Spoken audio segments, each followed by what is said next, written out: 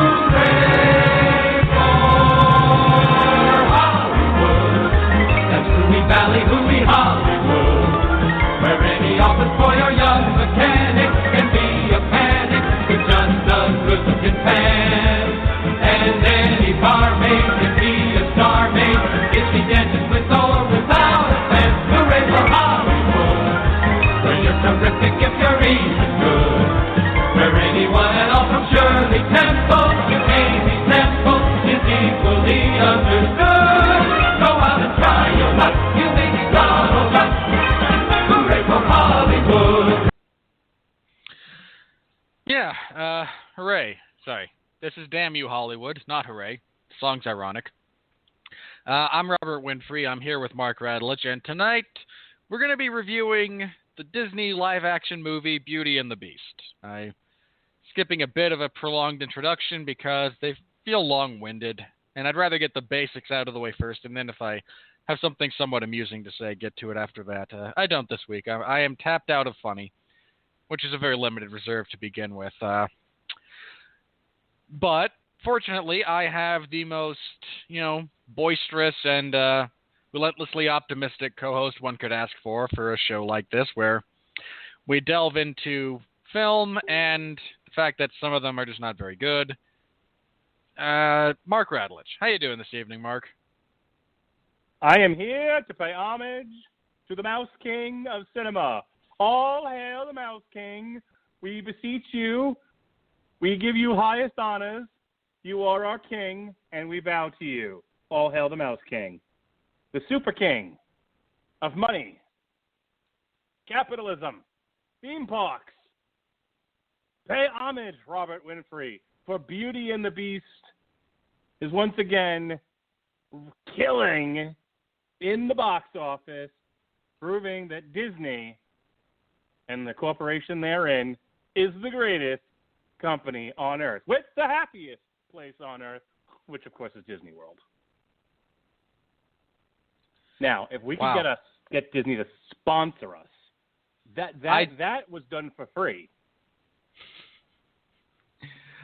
I'm sorry, I just had a very weird thought cross my mind listening to you do that. I'm just saying to the unpaid intern out there, who works for Disney, come on, man. I'm not going to do this every show, but I could. I mean, Jim Cornette's hawking Blue Apron and Stamps.com. Disney, we look, you don't even sponsor the show, but don't send us money. Just give us, free year passes for my family. Hell, just give it to my son. My son's going to be 3 in a few weeks, and then we're going to have to start paying for him to go to the park. Just let him in for free. And I will praise the Mouse King on every show. I'm making deals here, Robert Winfree. I would prefer payment in the form of actual cash or check. However, as Mark said, we are happy to read copy for just about anybody. So It's true. be I'll aware sell of out that. to anyone. Yeah, well aware of that. I am doing well. I am relentlessly optimistic, relentlessly happy, as you said, almost obnoxiously so. You don't need the almost. All right, ramblers, let's get rambling. Alrighty. Well, again, we are talking about the live-action remake of Beauty and the Beast. I suppose it has become tradition at this point. Very briefly, our thoughts before I give a plot synopsis, even though you shouldn't need one. This thing was a massive hit in 1991 when it came out, and nearly won first animated movie nominated for Best Picture at the Oscars, Beauty and the Beast. Didn't have a prayer against Silence of the Lambs, mind you, but it was nominated and deserved it. It was a big thing back in the early 90s when it came out. And it's still a big thing now, so I will give a plot synopsis, but I imagine it won't be terribly necessary. So I'll give Mark his share in a second. Personally, and I don't want to touch on the theoretical controversy over Disney's first gay moment at the moment, right now. Almost was redundant. And you almost repeated yourself. Just a little bit, didn't I? I'm just a sucker for repetition. Yes. Anyone who reads my coverage knows I have about 4 sound bites. I am the Mike Goldberg of live MMA coverage. Ooh, what you said. What? You usually have such contempt for Mike Goldberg, and then you called yourself Mike Goldberg. I feel like there's a self-loathing going on there, and we love you, Robert Winfree. Don't be self-loathing. Mark, you're not my therapist. Which is a reminder to both you not to send me billable hours and me not to emotionally dump on you. Well, first of all, if I was your therapist, no. I gave up doing that shit a long time ago. Second of all, if I was your therapist, I wouldn't tell you I loved you. Ugh. Yeah, that would be odd. Anyway, and yeah, well, again, anytime I have reread my coverage, I just am baffled by how deeply repetitive I am, and I hate it. I loathe it with a deep. The pain that I feel when I reread my work and my own inadequacy, it lives in my liver, and it explodes outward at sometimes. I imagine not unlike getting hit by Boss Root. It's just not pleasant. So I don't reread it almost ever. But anyway, so back on track. My brief, kind of thoughts and expectations going into this movie, which is what I'm trying to get to here in a very roundabout way. And again, I'm setting aside the whole gay controversy. I want to yell about that after the fact because it's play here. I was looking forward to this one. I thought they had a very good cast of both live actors and voice actors. I thought they miscast Gaston, and I actually like Luke Evans. Pretty big supporter. But if you're going with an ethnically diverse cast, and they did, which I'm not saying good, bad, or indifferent, okay? That's the decision they made. You should have gone with The Rock. I think he's gone on record as saying Gaston is his favorite Disney character. And he would have done it. And he would have done just a tremendous job. So, and Luke Evans, no slouch, did a perfectly serviceable job. I have good things to say about him when we get to that point. Let me add here that nobody persecutes harmless crackpots like The Rock. Or goes for cheap pops like The Rock. That's right. I love that song. Go on. It is. It is a tremendously catchy song. And now I lament that we will never get The Rock singing it. That's all. I'll never say never. I mean, this thing came out in 91. It's 2017. Maybe in a couple of years they'll go through this process all over again, and at that point they'll have The Rock in there. Yeah, we'll see. Maybe he can star in the off-Broadway adaptation. I would just see that if that were the case. I'm No, just hang kidding. on. They couldn't possibly afford him. I don't want to so get into anyway. a whole I don't want to get into a whole Herculoids versus Thundar the Barbarian thing. So move on. Yeah, I still am planning arson around that idea. Anyway, I was generally excited. Kill it with fire. Well, fire kills most things. It's a good place to start. Anyway, I was generally excited. I was, these live-action adaptations that Disney has going on. I mean, Pete's Dragon was meh. And I know I'm in the minority here, but I did not care for Alice in Wonderland. But the other ones, the ones that they've really kind of gotten behind as a studio, and you can tell the difference, mind you, those ones have been pretty successful. Mark and I reviewed Cinderella when it came out. Had very little but positive things to say about it.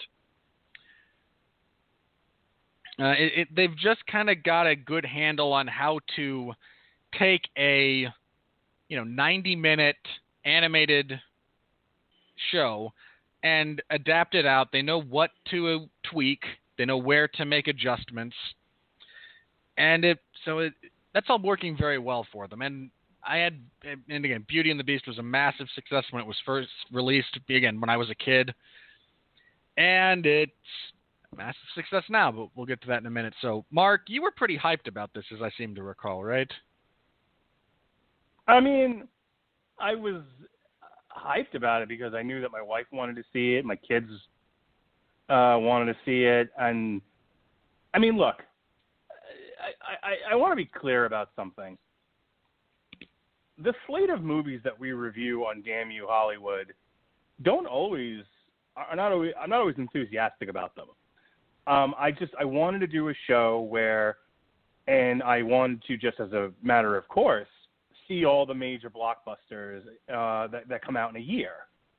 That's just something I wanted to do. But I don't always get excited about them. And Beauty and the Beast was one where if we weren't doing a show and I didn't have kids and a wife, I don't know if I would have gone to see it. At least not in the theaters. So did I have a problem with it? No, I don't. I generally don't have a problem with much Disney does, to be honest with you. I joked, I laid it on pretty thick with the All Hail the Mouse King thing, but I mean, in all honesty, if you ask me like my honest opinion of Disney as a company and how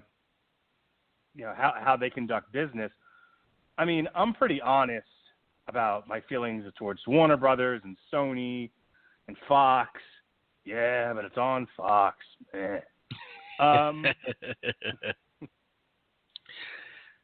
And Fox News, not racist, but number one with racists. Don't get me started. I generally don't have a major problem with much of what Disney does. I know there are people who, they look at something like these live-action remakes and they say things that I think are really stupid, like, is this really necessary? Why do they have to do this? And the answer is simple, because people want them.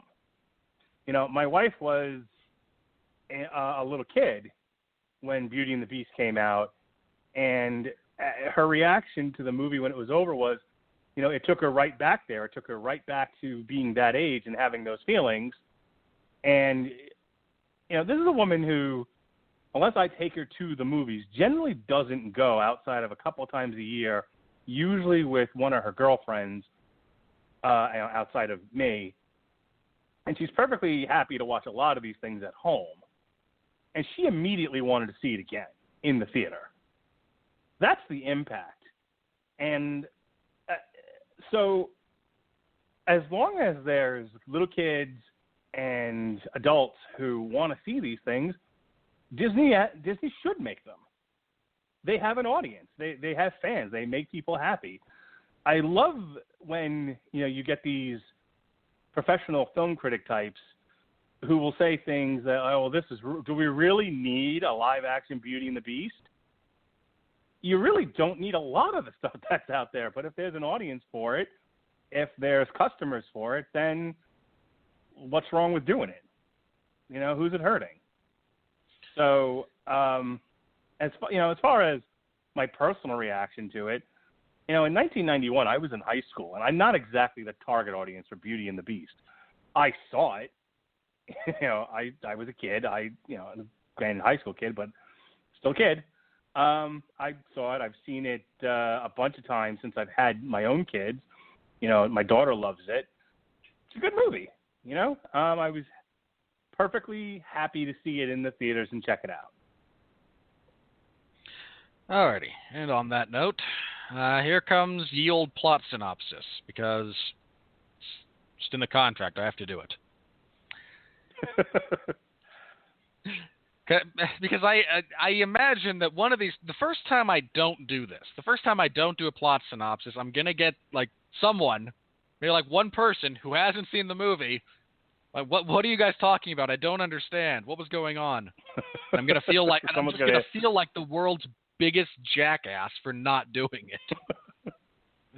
That's right. There's the one time you won't do it, someone's going to tweet us on the Twitter machine and be like, "What the hell, man?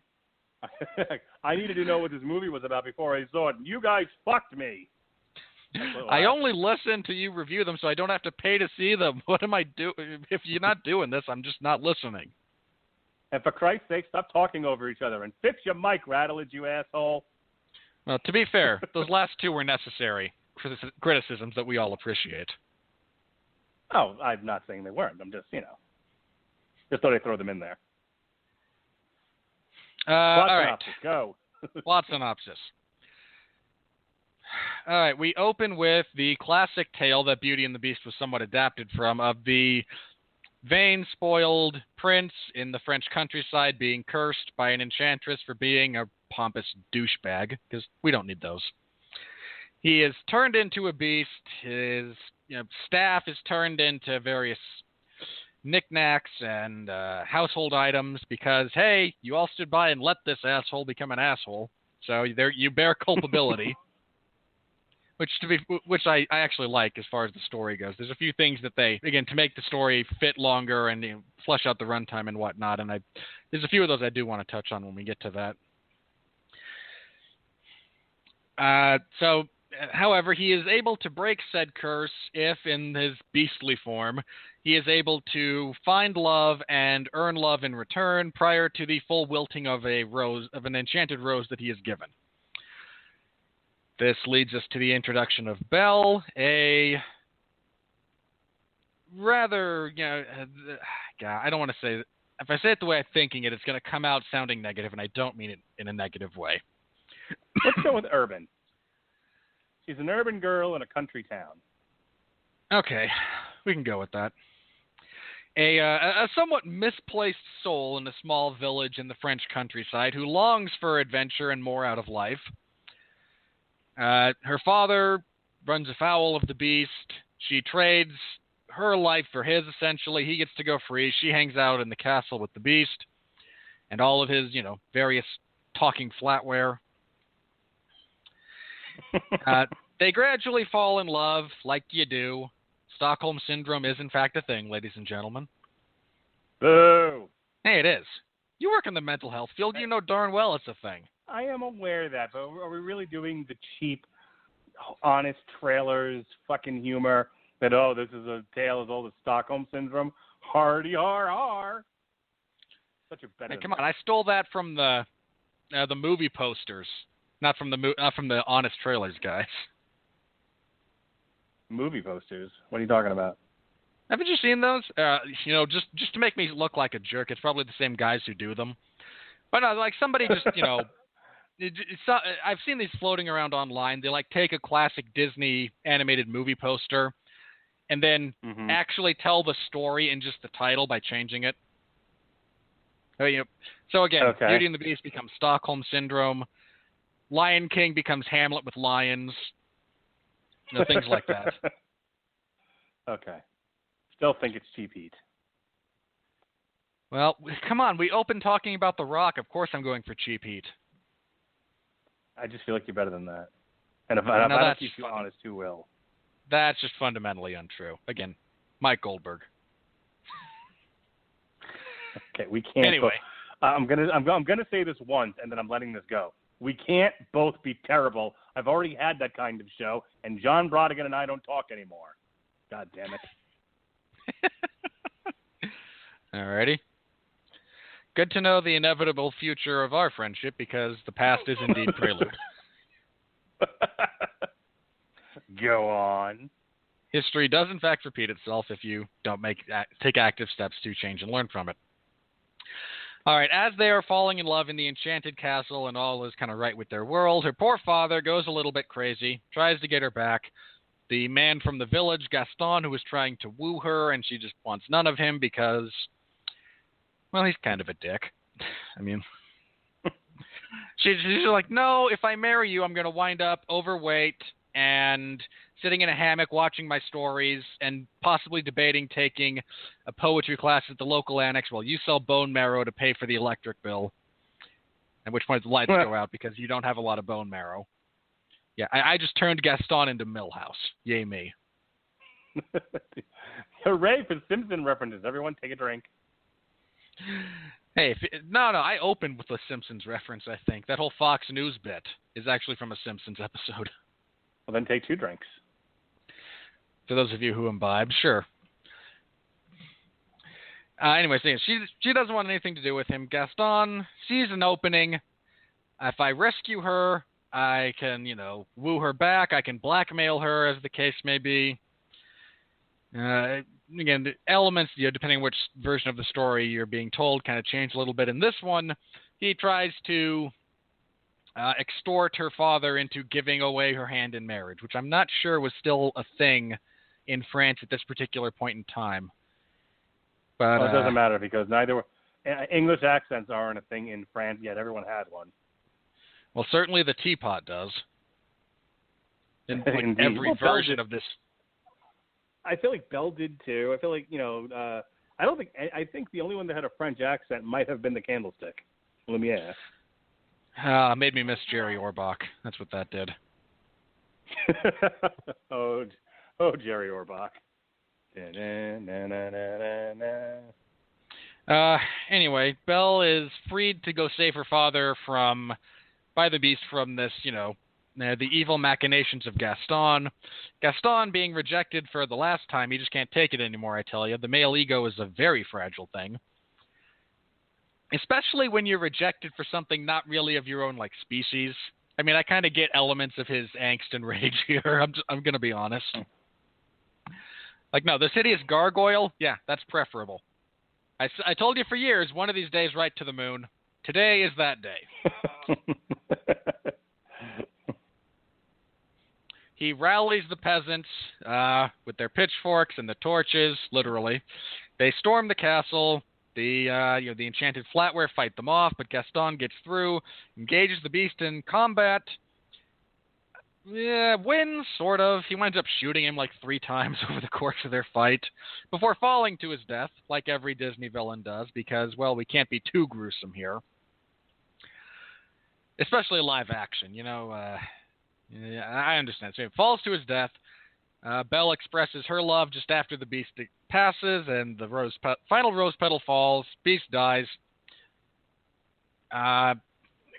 Enchanted guys are turned into non-enchanted things there. The candelabra is now just a candelabra. She expresses her love at this point. The enchantress shows up again, and because the lesson was actually learned, even if it was just outside of the intended time frame, returns all of them to their normal state, and we all live happily ever after. All right. Did I miss anything major? Not really. I mean, a few details here or there, but I want to talk about them in the context of in my enjoyment of the film. So, fuck it. Let's just move forward.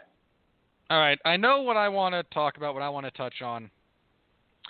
I have 2 highlights, and these are purely personal, and then I'm going to let Mark have his say, and we can actually get into the craft of this thing, but I have to otherwise I might forget them. 1. I had one genuine near laugh out loud moment during Gaston's song. Because, I mentioned this before, they had to extend this thing. The original runs 90 minutes and change, right? Somewhere between 90 and 100 minutes. You have to add 30 minutes or so of screen time to this movie to get it to where they want to be for the live action release. one of the things they did to increase screen time was they increased the length of some songs. I don't know if this was verses that were cut out from the original and then re-added, or if they had someone else come in and add to the originals. But they extended a few of the songs, one of them being, that very famous No One Whatever Like Gaston. And Gaston himself actually has, I think, the funniest line in the whole movie. When one of the verses of that is, he says this to himself, basically, as he's singing, "No one gets needless refrains like Gaston." And if it weren't for a preponderance of children in that theater, some of whom apparently were just going down for naps, I might have laughed so hard I fell out of my chair. Again, that was the funniest thing in that whole movie to me. And really, you do have to kind of, it's kind of a joke for the people who not only liked the original, but have been a part of that subset of culture that still use that song or, elements of it in, the melody at least for various other purposes. But I thought it was hilarious. And then I got a kick out of, there's a subtle bit during Be Our Guest where Emma Watson, who plays Belle, is just trying to eat, but they're all singing and dancing and performing, and she can't actually get a bite of food. Yeah, I noticed that too. They kept taking the food away before she could eat any of it. And again, I got a little kick out of that because I'm weird that way. But again, so those are my two just personal highlights, and now we can move on to the actual craft. So, Mark, again, kind of where do you want to start with this one? I mean, let's start with both the thing the critics got wrong about this movie and one of the things I really liked about it. Without getting into Disney's trying to corrupt your children into being homosexual or any of the other nonsense that's come out about this movie, one of the things that gave it not a great score on Rotten Tomatoes, I mean, it's certified, it's fresh, it's like 70%, but there was certainly a lot of negative, and we're going to read those a little bit later, as we always do. But the major critical complaint about the movie was that they didn't do anything with the source material, the original 91 cartoon. A lot of the critics that were republished on Rotten Tomatoes basically said it's basically a shot-for-shot remake of the cartoon. They didn't add anything to it. They didn't do anything with it.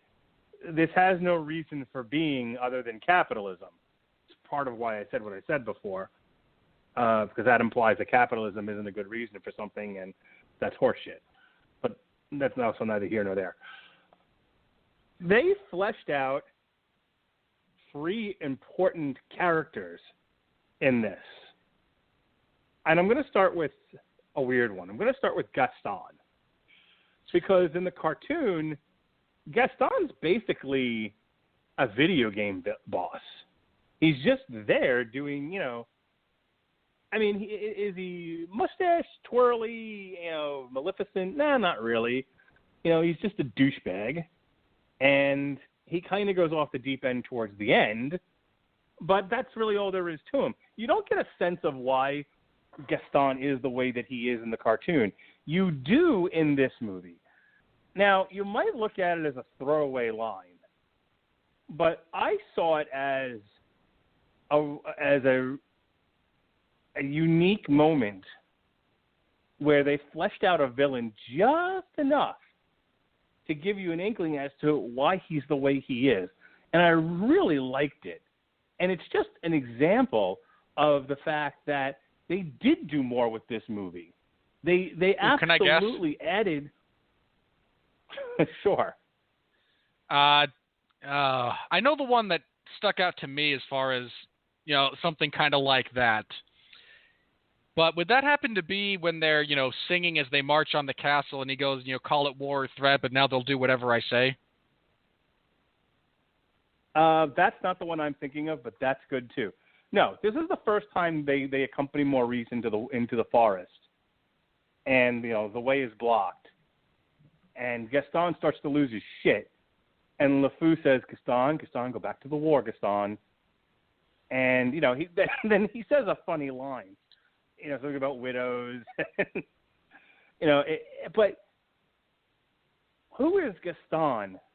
But yet another soldier back from the war trying to find his way.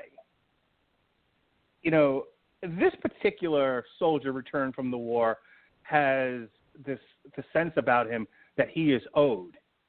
He, not just because he's a pretty man, but he is owed the prettiest woman in the village because of the service that he gave. You get all that from the movie. And and if you're like, Jesus, did we watch the same movie? They didn't have to hit you over the fucking head with it. There's just enough there to give you the sense that here's the guy who thinks he deserves what's coming to him. But you also get a sense that Gaston is somebody who needs the war to fight. It fleshes out that whole ending a little bit more. It gives it a little bit more meat to it. That he isn't just like in the cartoon, he just sort of goes crazy at the end. He's like, "We must kill the beast," and you're like, "I can't take this rejection." The male ego being a fragile thing. It starts off with, "I want to marry you," to "I'm going to commit awful murder." Like how did we get here?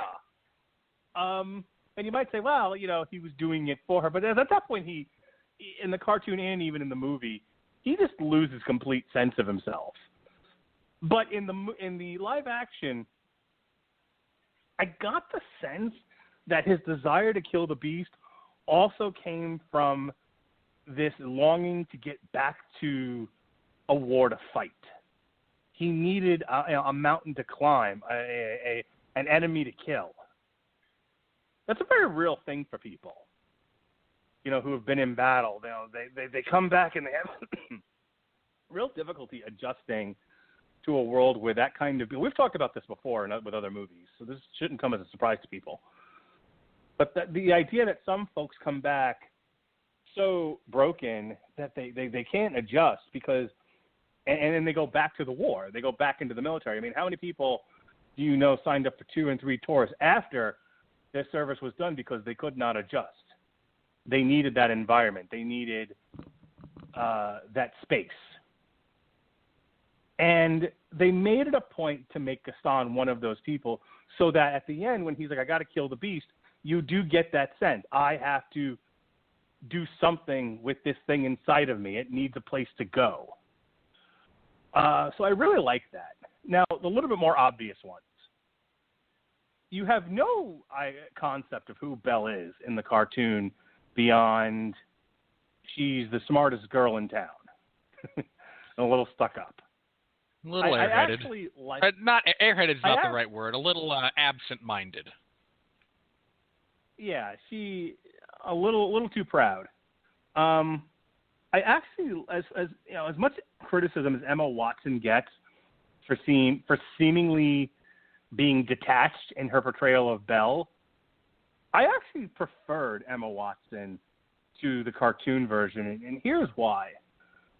Partially because of the backstory that they gave her, but you get the sense because especially once you learn that these were people in Paris living an urban lifestyle, and then the Black Plague hits, and they have to leave before they are all risking death by staying there, and she's just a baby, and so you have the dad who's just sort of struggling with this tragedy, and just wanting to keep his daughter safe, and it's not like they didn't know when the Black Plague was going to be over or when it would be safe to return, and at some point you just got to live your life. I thought that gave Belle an extra layer of character, some extra depth to her. It's more than just she's an oddball. There's a reason she doesn't fit in this town, and it's intrinsic in who her parents were, which I really, really liked. And then, of course, you have the Beast, and they did the whole backstory with him, and he isn't just an asshole. This is somebody who, through parentage and tragedy, kind of became a schmuck, and he got his just desserts for it. Again, I feel like the Beast is made more sympathetic. Belle is fleshed out more, and Gaston has more of a reason for being who he is. All of this made the movie viewing experience much richer for me. That being said, thought the rest of it was fine. Thought the singing was fine. I didn't really have any issues with the performances. It looks beautiful. I wasn't bored by any of it. I'll talk about my kids real quick. My son has about a 90-minute, as I said, about 90 minutes he loses his patience, and no matter what he's watching, he's like, I'm done with this shit. So he needed 2 breaks. I think one of them I took him out, and that was during the Tale as Old as Time, when she dances in the yellow dress. I was like, all right, this looks wonderful and everything, but I don't need to see this. You women have a good time with it. And I took him out for some popcorn. But his reaction, he had 2 reactions, and mind you, he's almost 3. One was, why wasn't Belle wearing shoes, which I thought was funny. And the second was, when Gaston shoots the Beast at the end of the movie, lost my son for the remainder of this flick. I mean, we are Tale as Old as Time. The Beast has gained back his humanity. The villagers, which I want to talk about in a second, but the villagers have reunited with their loved ones who they had since forgotten through magic. Not my son. Doesn't give a flick. He's just sitting there crying his eyes out because Gaston shot the Beast. Couldn't get over it. We walked out, and at this point, the movie's over. We're in the parking lot. Jonas, what did you think of Beauty and the Beast? I'm so sad. That's his phrase. I'm so sad. Gaston shot the Beast. We're like, but he lived. I'm so sad. He was very sad. Yeah, shot him in the back my twice. Gaston had an epic reload time on that pistol, by the way. For those of you who have ever used a muzzle loader, Gaston's reload time is something to behold as far as that goes in this one. Well, he is an expert soldier and a captain. And my daughter's reaction to the movie was, it was fine. I prefer the cartoon. She's allowed. She's 6. Real quick, Kevin Kline as Maurice. I want to give another shout out to a group of filmmakers who showed restraint, because they really made him an actual character in this and not, the good version of LeFou, which I feel like is what he is in the cartoon. You have That's LeFou accurate. who's like you have LeFou who's like the bad comic relief, and then you have Maurice who's the good comic relief. And in this one, he's an actual person. I like the fact they didn't play up his insanity too much. They made him more eccentric. In the bit where he is the most insane, he's also reacting to the fact that his daughter is, being held prisoner by a man-beast dog. So I'll allow it. But what I really liked is, as opposed to the cartoon where he's still acting ridiculous, and no wonder they end up trying to put him away, you have the situation where Gaston leaves him for dead, and then he shows up in the bar, and he's like, you left me for dead, Gaston. And there's an air of seriousness about it, and and the townspeople really don't know who to believe, because as another reviewer, our good folks from the Kapow podcast, who have their own separate thing they do for Disney called the Mickey Bars podcast, which you can find on Podbean, I believe. He's a part of that town. He's not just a town fool. He's not some crazy guy. He is a part of that community.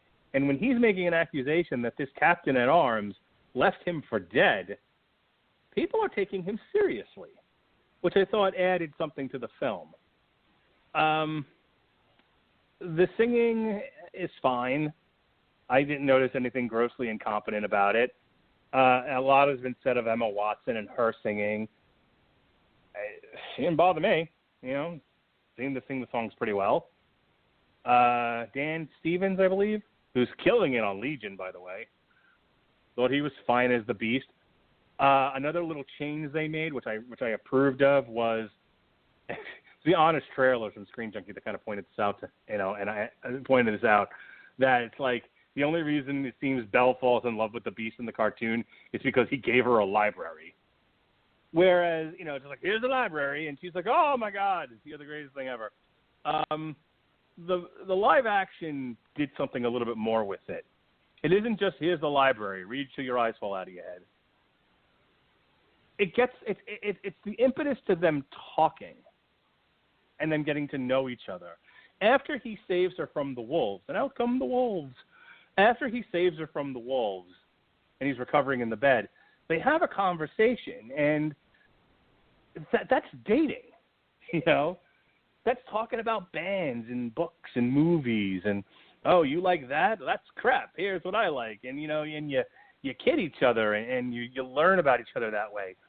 And every successive scene after that had them sharing their love of books, which I thought was great. That is how, that is how I can believe that these two might come together and fall in love. They got to know each other as people, not just Stockholm Syndrome.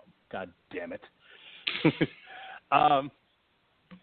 So I really liked that. And finally, I love the fact that they made a point at the beginning of the movie to say, and because of magic, the village forgot about the prince and the castle.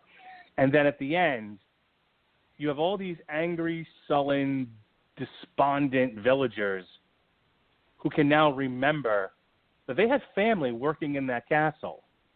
And they reunite. And it's great. And it honestly, it was the one part of the movie that made me really emotional was, the coming together, back together of these families, these couples. Mrs. Potts had a husband in the village. Cogsworth had a wife. Not that he wanted her back or anything, which is a really funny bit. But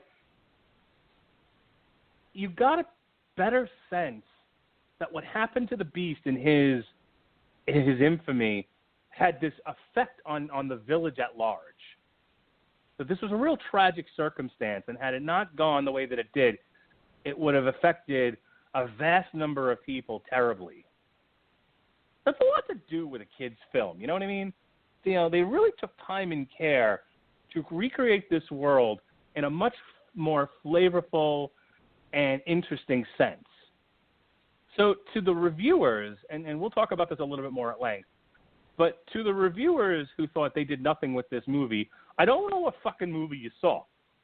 Because I just named a half a dozen changes that made the movie a greater presentation than what we got in 1991.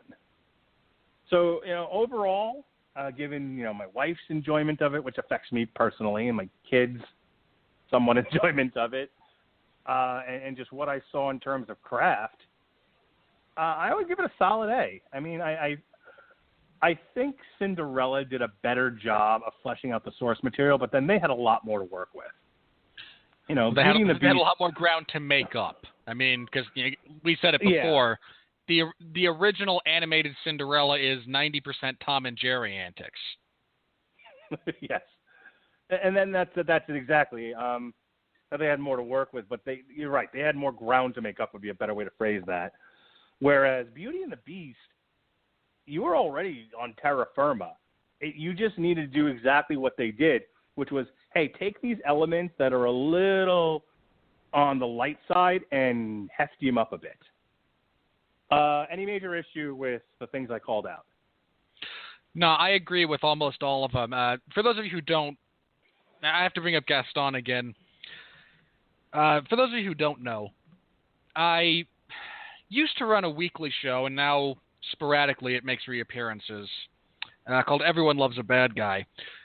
And I forget exactly how long ago, but there was a 3-part series that I did, 2 parts on Disney, 1 part on Pixar. The 2 on Disney are with Mark. We actually talked about Gaston at some length in that episode, because there is such a lack of depth in the animated movie. He comes across as he's just exponentially shallow, and the only impetus for his action is, again, my ego can't take a hit. And it's unfortunate because in this case, you get a much better rendition of that character, and the whole movie is better for it. I liked that he builds a bit more gradually to, again, the final scene wherein he, again, rallies the mob and off we go to storm the castle. In the original, you see him try to, negotiate the arrest of Maurice because he's the crazy guy and I want to get married, and, again, so on and so forth. But there's not a lot behind it. It's just, again, his ego can't seem to take the blow, and then he goes full psycho by the end. Here, he starts out, again, and there's actually a very interesting bit, interesting maybe the wrong word, but where he says, no, this is the girl I want, and LeFou, and I hate Josh Gad. I have to say this.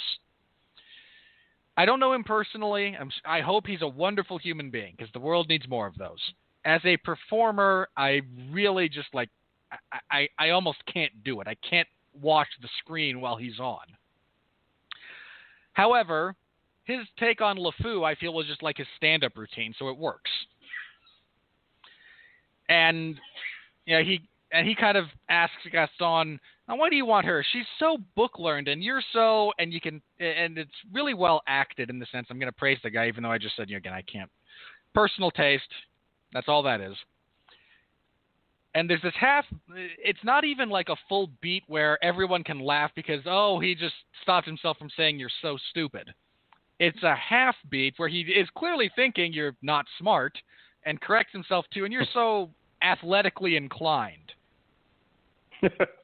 And again, I actually like Gaston's response because a little bit later, as they continue in this vein, he says, she's the only woman in the village who hasn't made a fool of herself to try and win my affection. That's so, and he kind of stalls out, and LeFou, being the more intelligent of the two, provides dignified, yes, and it's attractive. I am remiss. I should have mentioned Josh Gad as LeFou. You want to talk about take a nothing character. He's the sidekick. He's the goofy fucking nothing sidekick. No. Not just a nothing sidekick. If you were to look up, again, the quintessential useless sidekick in all Disney films, it's this guy. It's not even Iago. Iago actually does stuff. No, it's right. LeFou. Yeah, he's literally just there, in the cartoon. And this one, say what you will about Josh Gad, and I don't want to get into, Radulich likes him, Winfree hates him, part 70 million.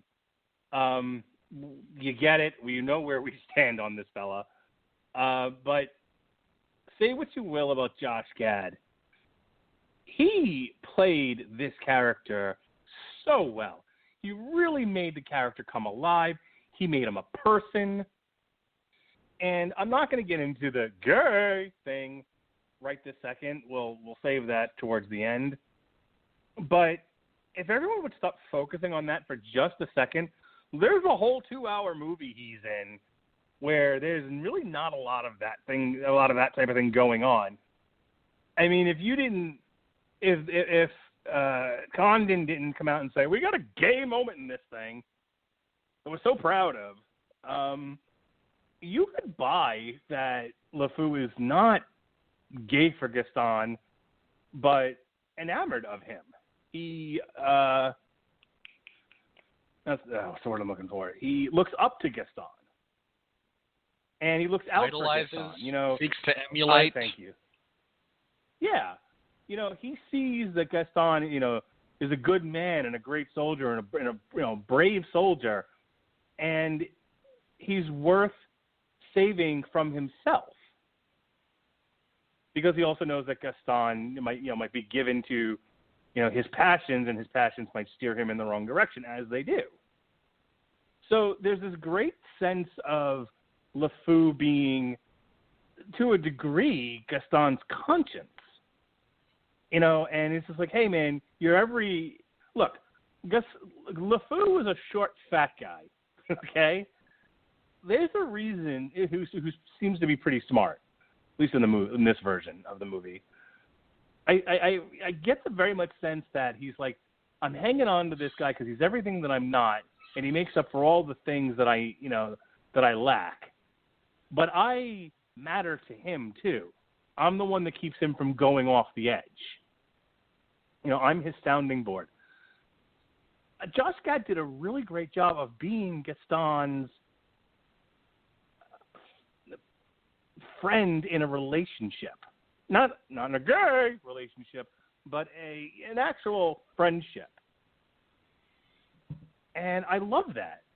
And, you know, and not only that, but Josh Gad had so much fun with this role. I mean, if everyone's going to say Emma Watson looked a bit detached from, in her portrayal of Belle, well, then Josh Gad threw himself in head and shoulders and feet and everything else. I mean, he wore that character all over his body, and it was fun to watch him. I got a kick out of almost every scene that he's in.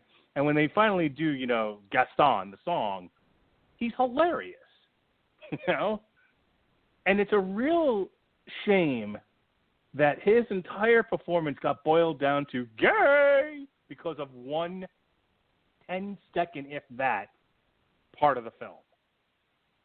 So I praise the Josh Gad. Yeah, I agree. Again, look, my personal like or dislike of him as a performer aside, I agree. He did a great job in this movie. And see, ladies and gentlemen, I can practice what I preach as far as detaching my personal enjoyment at times. But so again, my point about Gaston, though, again, he starts out just okay. This is the one woman the forbidden fruit always tastes sweeter. Things of that nature. You know, she's the woman I want. She's not made an ass of herself trying to get my affection, and you know, she's the down by my standards. You know, I'm going for this. And honestly, there's one moment, and this goes. I think this went a little bit. I don't know if it was just like forgotten or underplayed or whatnot, but the first time he essentially asks her out. Right after the opening song, presents her with a bouquet of flowers, you know, for your dinner table. Can I stop by? You know, again, this is the whatever period of France's equivalent of would you like to go out to dinner? That's just kind of how that was done. And her response is no, not tonight. And being an engaged listener, he goes, oh, so you're busy? And she just goes, no, and kind of walks off. And it's just like, I felt that one. I felt that one right. That like affected me physically. Like, oh, been there. You have my sympathy. But I mean, if you look at what he does, if Emma Watson does anything really, really well, it's coming across as a cold bitch. And again, Gaston has a more natural progression. He goes from approaching her in a social situation to ask her out to you got the raw end of the deal there from the townspeople. You know, I can do something about that. Tromps all over her garden.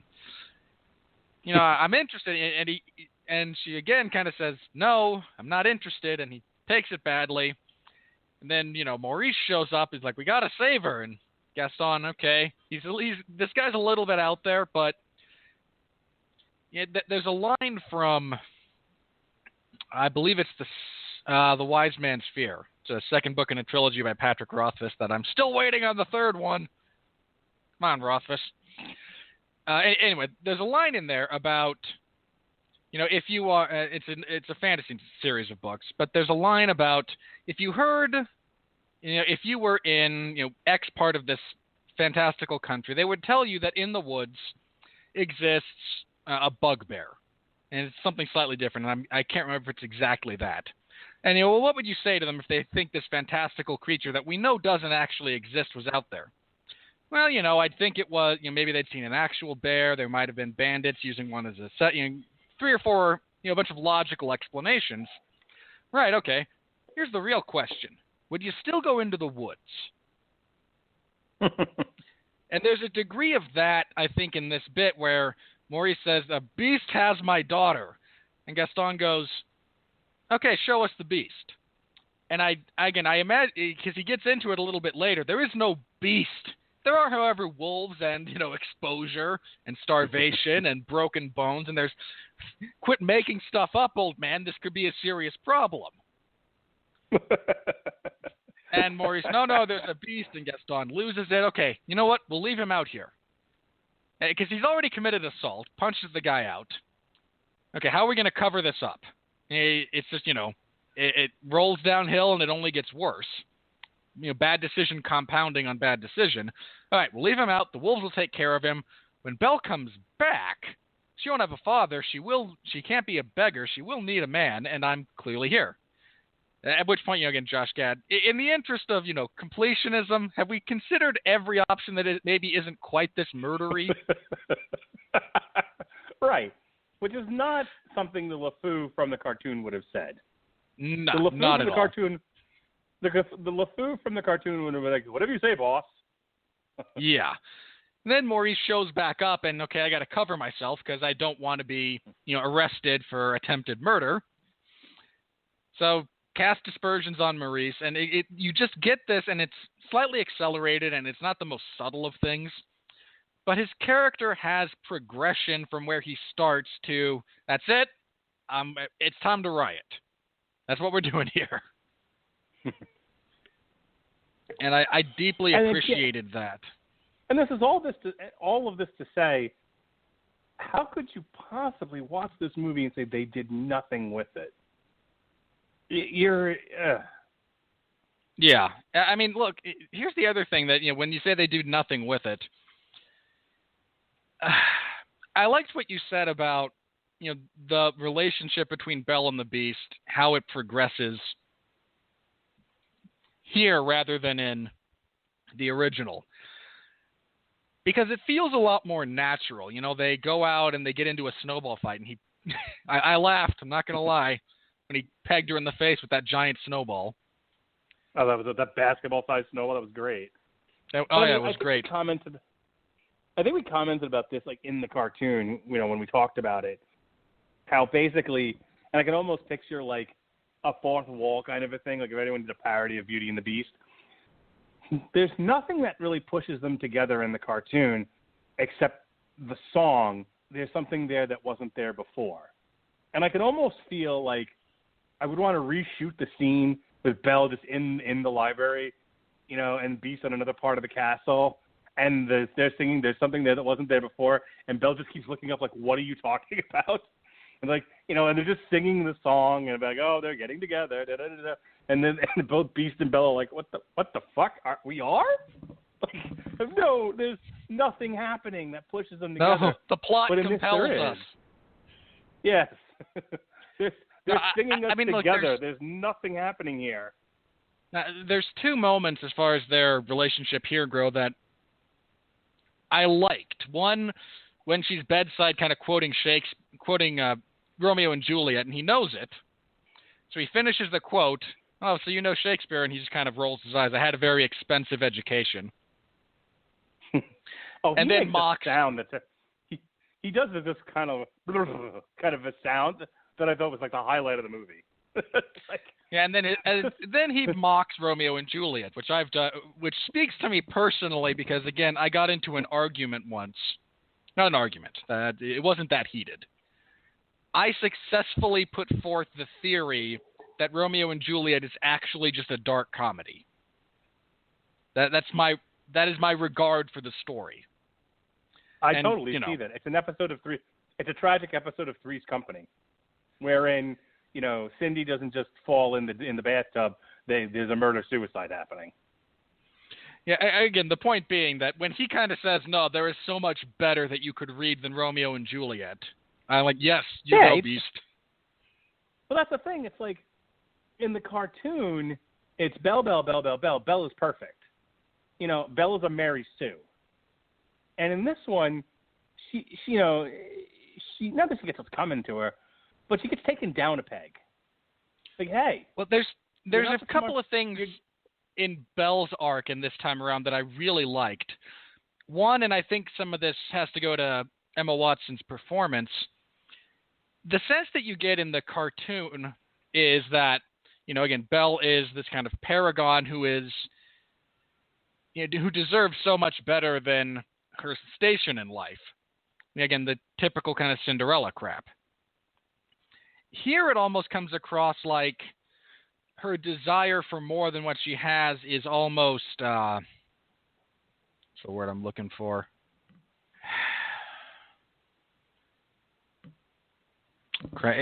It's almost, and now my vocabulary has utterly abandoned me. Son of a bitch. Like she's being greedy? Right. Greedy, a little selfish, naive, immature. It is the desire of someone who is not. Again, it almost feels like Belle is the type of girl, and I don't mean this in a negative way necessarily, but in the beginning, she's the type of girl who came up on Cinderella's fairy tales. We just talked about this last week with the Brie Larson thing, that women have this sort of intrinsic, because they're raised on Disney princesses, this intrinsic belief that through no other virtue besides being born a girl, they somehow deserve better.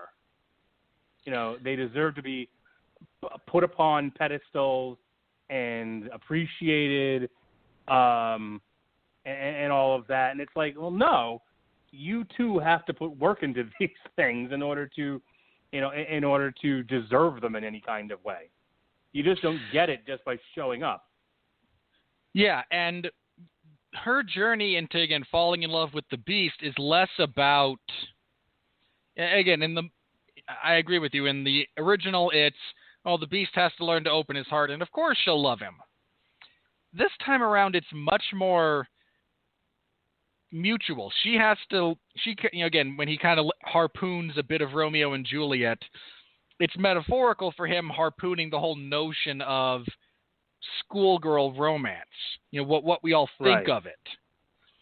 And she kind of comes around to, again, reality in that case.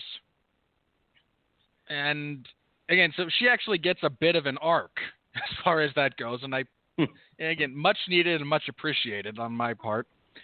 The last thing I want to say about the craft of this movie, there's two things. I'll be very brief. There's a couple of things here. The other thing about their relationship. They get a bit of the shared pain of losing mothers at a young age. And then, he takes her to her childhood home where she kind of figures out what actually happened. And again, you get more than just, we're locked together, and the plot demands that we then become romantically interested. There's shared experiences that come along that lead that to be a much more natural conclusion. It's a very satisfying relationship to watch develop, as opposed to a music video in which the lyrics tell us that they're in love. Yeah. I also want to talk about, and this was a major complaint I had about the cartoon, even I almost want to say even the first time I saw it, but not quite back that far, but that around that age. There's almost sadness at the end. If you were a kid watching the original, there's almost a sadness when everyone becomes human again, because now they're not cartoon. Now they're not what they were before. There's almost a sense of, why couldn't they go back to being a candle and a clock and a teapot? Because you the audience, that's how you know them. I mean, they talk about wanting to break the spell, but that's about it. But that's how we know them, and we kind of want them to be that way. And it's the reason that every sequel to Beauty and the Beast has regressed them into that form, because they did it because that's how they sold it. In this, you actually get a bit of a sense of the tragedy of their existence, and it's not woe is me, it's not overdone. But I imagine even even, the smaller children, when these things are going around and they're struggling to, deal with the world that they're in. I mean, they talk about, wanting to be able to just, feel the sun on their faces again.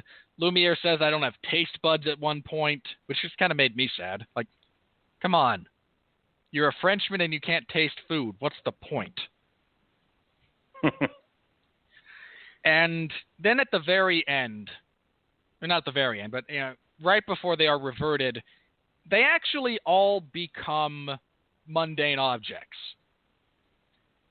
And so you get to see a little bit of, okay, we're making the best of this situation. They talk about it frequently.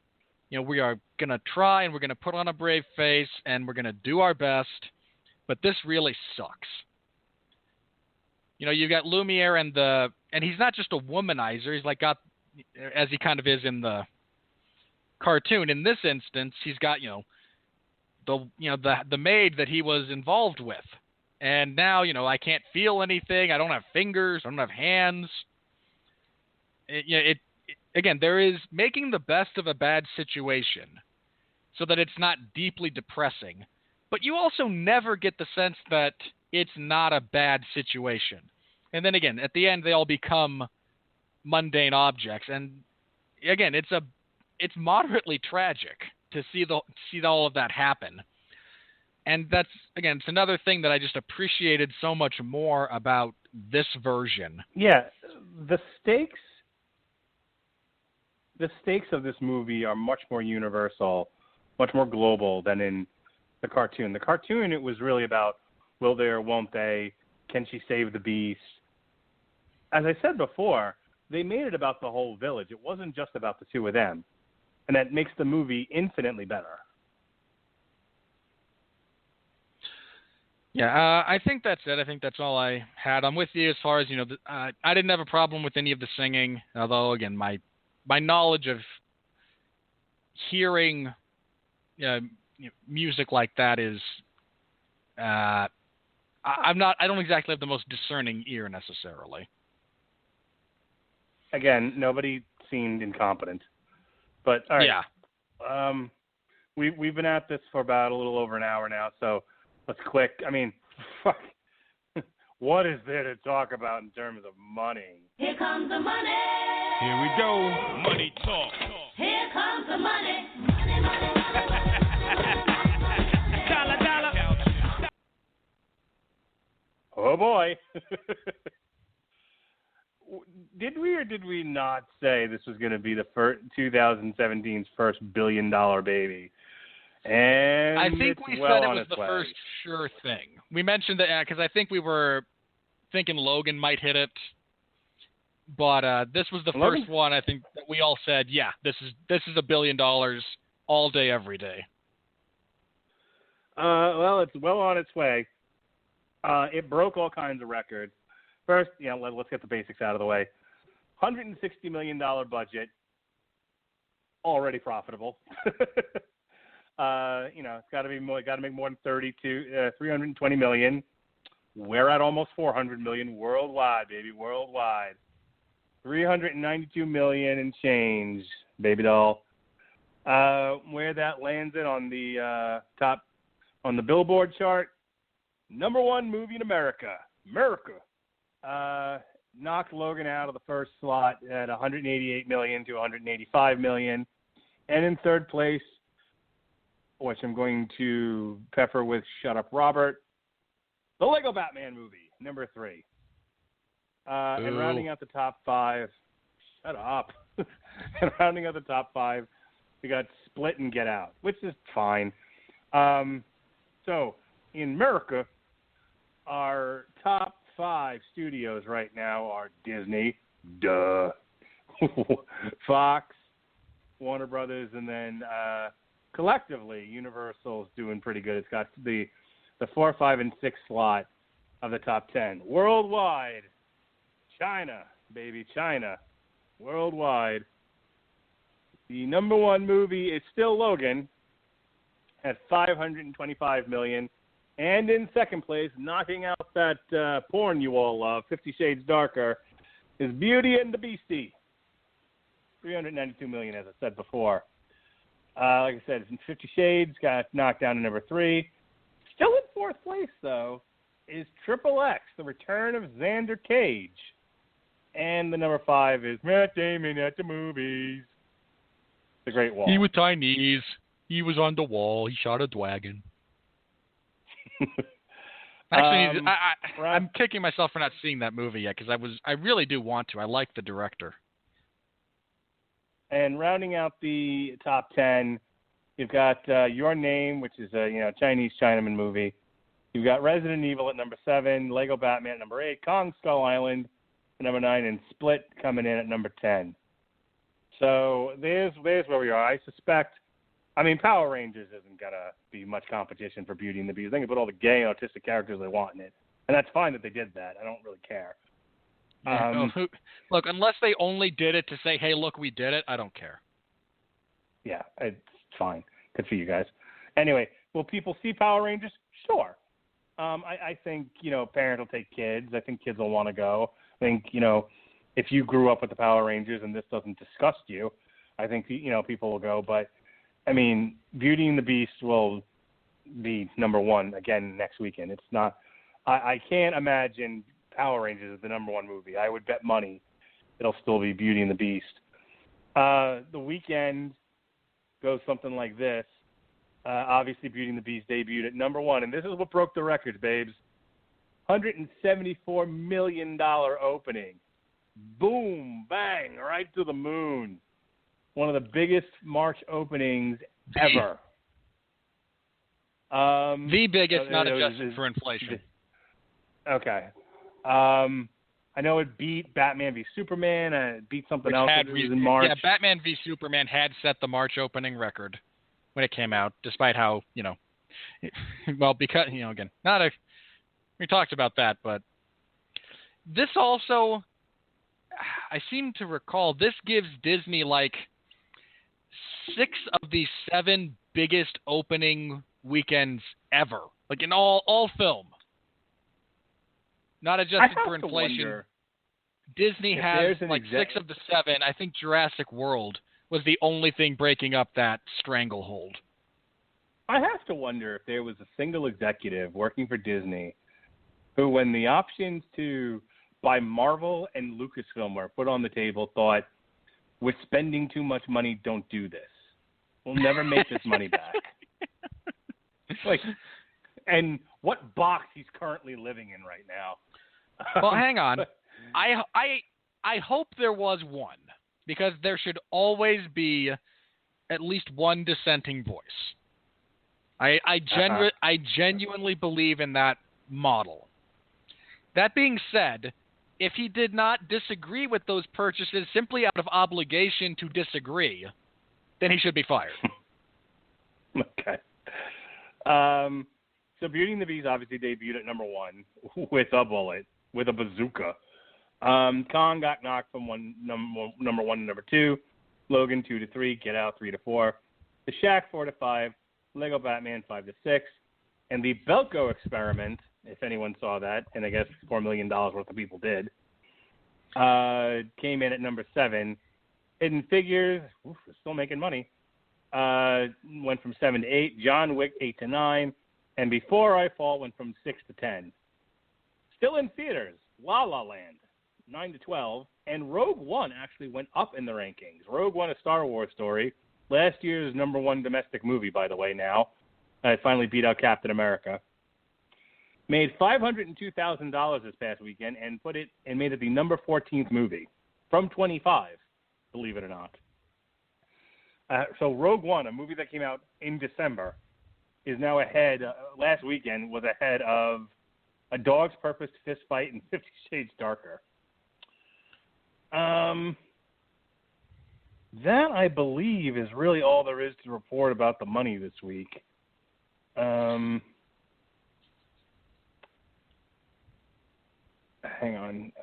Beauty and the Beast delivers a record-setting $170 million opening. Debuting with not only a record-setting March opening weekend, but the 7th largest domestic opening of all time, as Disney now owns, as you said, 6 of the top 7 opening weekends of all time. Thanks in large part to Beauty and the Beast opening, but also to the continued strong performances from Logan, Get Out, and a decent Hong Kong Skull Island. This weekend's top 12 grossed a combined almost $250 million, the largest combined top 12 since December 2015 when Star Wars The Force Awakens hit. So we're doing pretty good this year. Last year, we are in a good spot. Kind of fell off. Well, Yeah. look, January sucked out loud, right? And Agreed. February had a couple of decent ones, and then March hit. We got a few good movies. We got a couple of other still somewhat big releases to come. Then we're going to hit another lull. And then it's full speed ahead. Yeah, there's nothing coming out in April that's worth a shit except for Fast 8, unless you're taking the kids to go see the Smurfs. Don't take your but kids then to go see the Smurfs. Just don't. But once May rolls around, yeah, it's full speed ahead. Guardians, King Arthur, Aliens, Pirates, Wonder Woman, Cars, Transformers, Despicable Me, Spider-Man, and War for Planet of the Apes. And then after that, things, not so much. As far as I'm concerned, the summer ends with the Planet of the Apes. But even though summer won't actually have started. Before we get into our Rotten Tomatoes bit proper, I do now want to address the controversy because that really deserves its own separate part of the podcast. It does. I'm going to read this right from the Wikipedia just so I have all my facts straight. And let me just say, last year when we talked about like Ghostbusters and the controversy that came out of that, I really was just frustrated with, the public conversation, I guess is the way to phrase it. And it made me not want to talk to people about anything related to movies or much of anything in general for a long time. It really bothered me. For whether you liked Ghostbusters or you hated it, and God knows Robert and I landed on complete opposite sides of that conversation. It sucked. I think, we both I think we both agreed that there should have been no controversy about it. It was just a movie.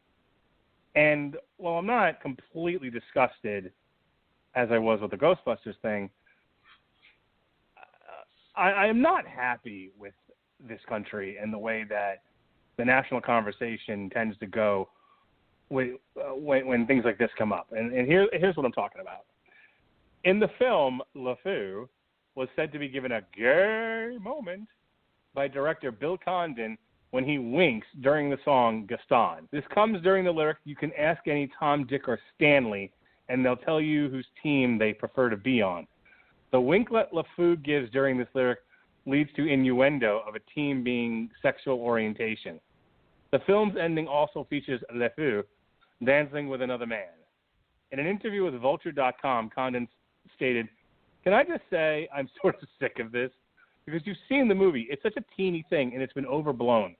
Condon also added that Beauty and the Beast features much more diversity than the just highly talked about LeFou. That was so important. We have interracial couples. This poor man. This is a celebration of everybody's individuality, and that's what's exciting about it.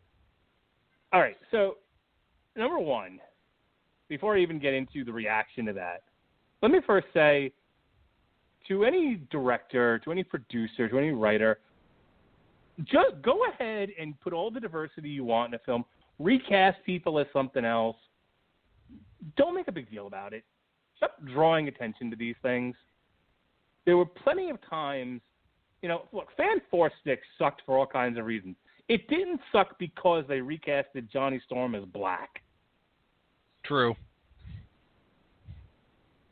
And at the time, it isn't like Fox ran around touting, "Look, we got black Johnny Storm." They just recasted the role. They wrote the story around the fact that you had two, that Johnny and Sue were two different races, and they just moved on.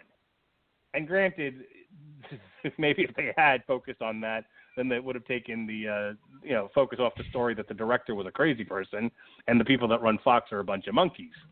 But, and the movie was so bad, I'm not sure I would wipe my backside with it. Yeah.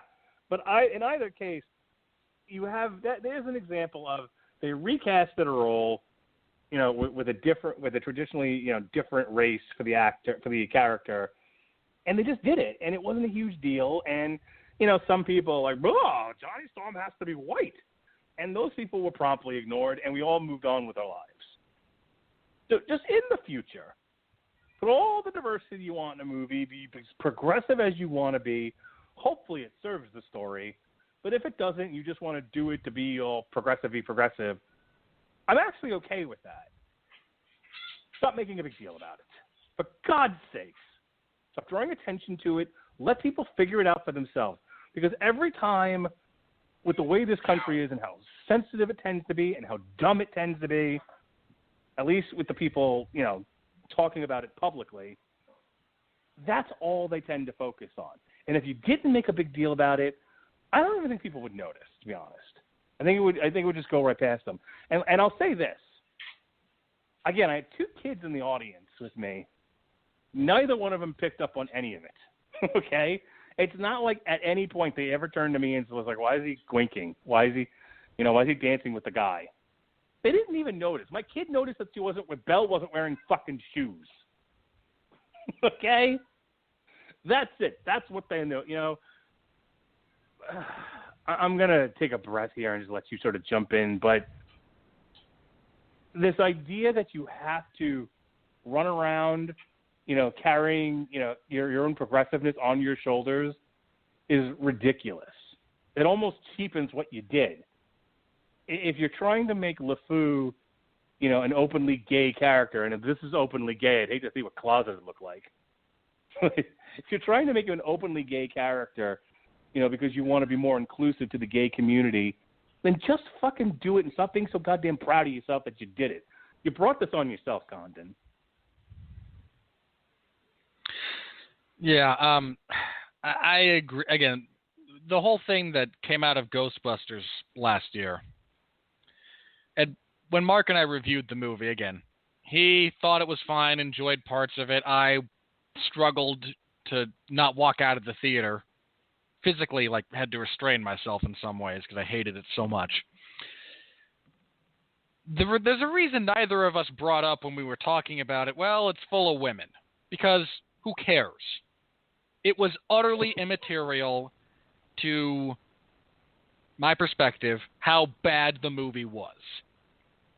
You could have put 4 guys in that role with that material, it would have sucked just as much. Again, I'm with Mark. Just if you have to tout your own progressive nature, you're compensating for something.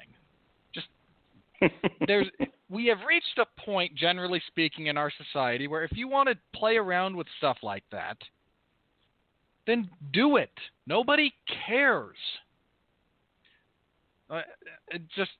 Again, and we might. I don't know if we're going to talk about this next week, but it came out that, one of the Power Rangers characters in the upcoming movie is going to be gay. So what? Yeah. It's actually it's a somewhat interesting note regarding the actual story behind the original American franchise where David Yost, who played the Blue Ranger, was a closeted homosexual at the time of the show and took so much abuse from everyone else there that he eventually left. But beyond that, okay, you got a gay character. Whoop-de-freaking-do. Look, if this was 1970 and you were having, you're making a kids movie with the first gay moment in cinema history, okay, you can be proud of yourself. Everyone after that, shut up. Do you remember when, I think it was Sandra Bernhard, kissed Roseanne on Roseanne, and what a big fucking deal that was? No. Or when Ellen came out on her own show. Are we still doing this? Are we still making a big deal about gay people in film and television? Because there are entire shows written about gay people. Have been. The fuck do you people think Will and Grace was? Dare I say, you guys won. Now you're just being obnoxious about it. Sorry, that's a somewhat glib response, but I think it generally expresses my perspective on it right now. Again, it's a whole lot of who cares. There was a bit of a stink about, well, yeah, they're having the first gay moment. My response, honestly, my initial response was, if they're doing it just to do it, piss on them. If it makes sense within the context of the story, fine. And if you're essentially just leaving LeFou as a somewhat effeminate, short, fat guy who's got a thing for Gaston, then you're just remaking the original, so who cares? That's the thing. It's almost insulting to gay people. Like, look what we did with LeFou. Here we have, and this is actually going to be a transition point to get into the next part of this conversation, because we ain't done yet. But it's like, here, we're going to take Disney, one of the biggest corporations on the planet with a huge platform for media, and we're going to use that to tout the progressivism, and the equality and the nature of homosexuality by infusing this character with gay. Dude, I have seen more gay in other characters in movies where, like, what are you making a big deal about? A wink and a half a second dance? If I'm gay and you just told me that that's supposed to be like a victory for gay people, like, see, we exist and we demand and we have rights. I'd be like, yeah, fuck you, Disney. My life is a little bit more rich and complicated and full than a wink and a dance. Oh no, I mean, if they, not for nothing, and I don't mean to be crass, but unless, like, LeFou and Gaston fucking get it on screen, like, what bravery did it take to do any of that? Which I love is the other thing that, like, Con was saying, like we really took a bold, no you didn't, fucking bold step. Get the fuck out of here.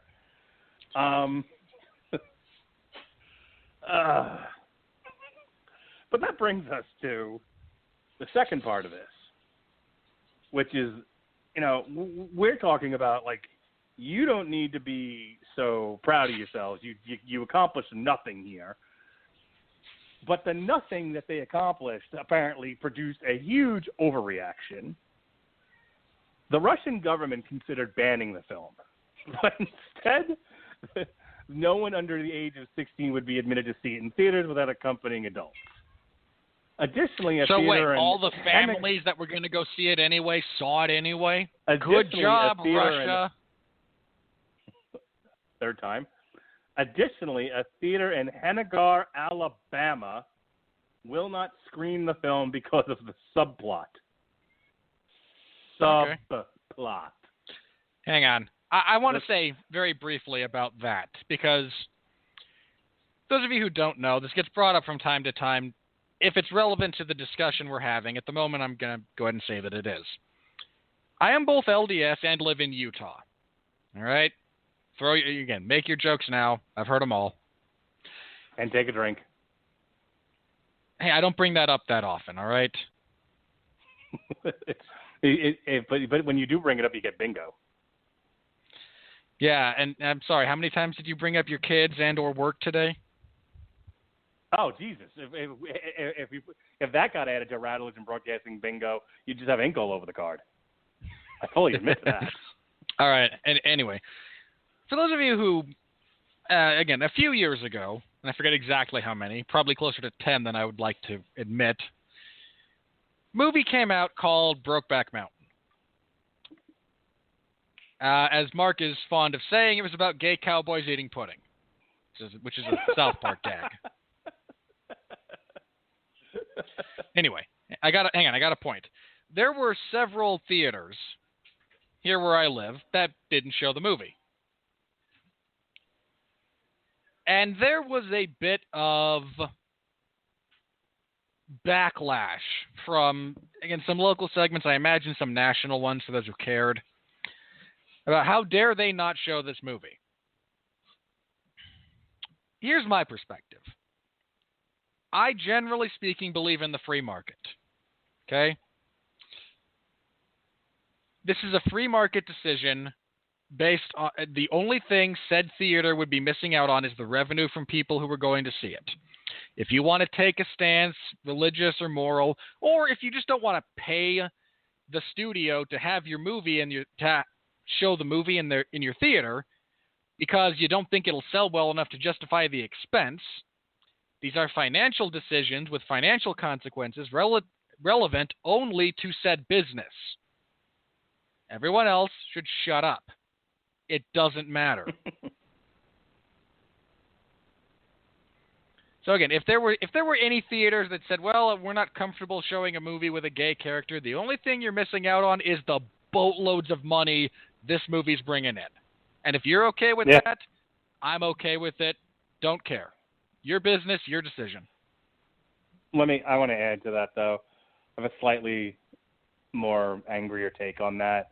I mean, I largely agree with you, but if you are a theater who specifically because of the gay moment in a Disney movie opted not to show Beauty and the Beast, I kind of hope your theater goes out of business. If you're that terrible of a business person, you know, we have this product. It's guaranteed to sell $1 billion. I don't want it. Looks kind of gay. You deserve to go out of business. And that's just about the capitalist in me. If you're that bad at your job, you deserve to be fired. Well, we're both a little bit. We both lean capitalist in that particular regard. Yeah. But yes, subplot. The subplot of LeFou being gay. It's not even a plot. It's like a footnote. Yeah, it's a gag. It's just he does a bit in the song, and at the end, like he does into the one guy that the dresser turned into a no. He turned three people into drag queens. This is the one who was okay with it. The one that liked it. The one that liked it is what I just said. Sorry. My apologies. In Malaysia, the film censorship board insisted the gay moment scene be cut, prompting an indefinite postponement of its release by Disney, followed by their decision to withdraw it completely if it cannot be released uncensored. Good for you, Disney. The studio moved the release date to March. If you're going to be petty enough to say, we will not show this movie because of 2 seconds of a man dancing in a... Bear in mind, when we say dancing with another man, if your only perspective on this is contemporary club dancing, I might understand your reticence. Okay? I'll be fair there. I will be completely fair with that perspective, all right? That's not the kind of dancing we have here, okay? This is like... No. This is like post-Napoleonic Wars France. There's a lot of, near medieval hierarchy. This is not club dancing, okay? This is, we're not comfortable with men touching women that much, so wrist to wrist, maybe pinkies. We don't even want real hand-holding going on here. Yeah, at no point does Josh Gad back that ass up into the one guy that looked like Justin Long. I meant to say this before, by the way. If Disney really wanted to, do something creative with the LeFou character, to the point where it might upset people, and admittedly, if they had done this, I could see people getting upset, and they made, a boys don't cry thing out of LeFou, okay, then I get it. I could see, that upsetting people. But come on. Anyway, they are gonna release it in Malaysia, but with a PG-13 and no cuts.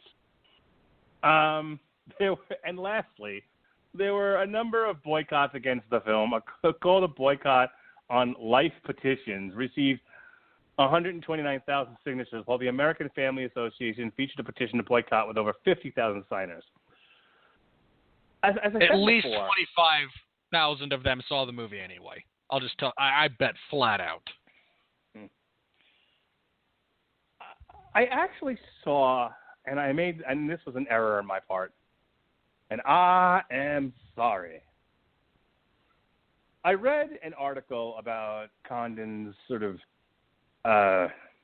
his frustration with the whole, gay controversy, and that's, and feeling like no one's really appreciating his film for what it is. They're just focusing on this one little element of it.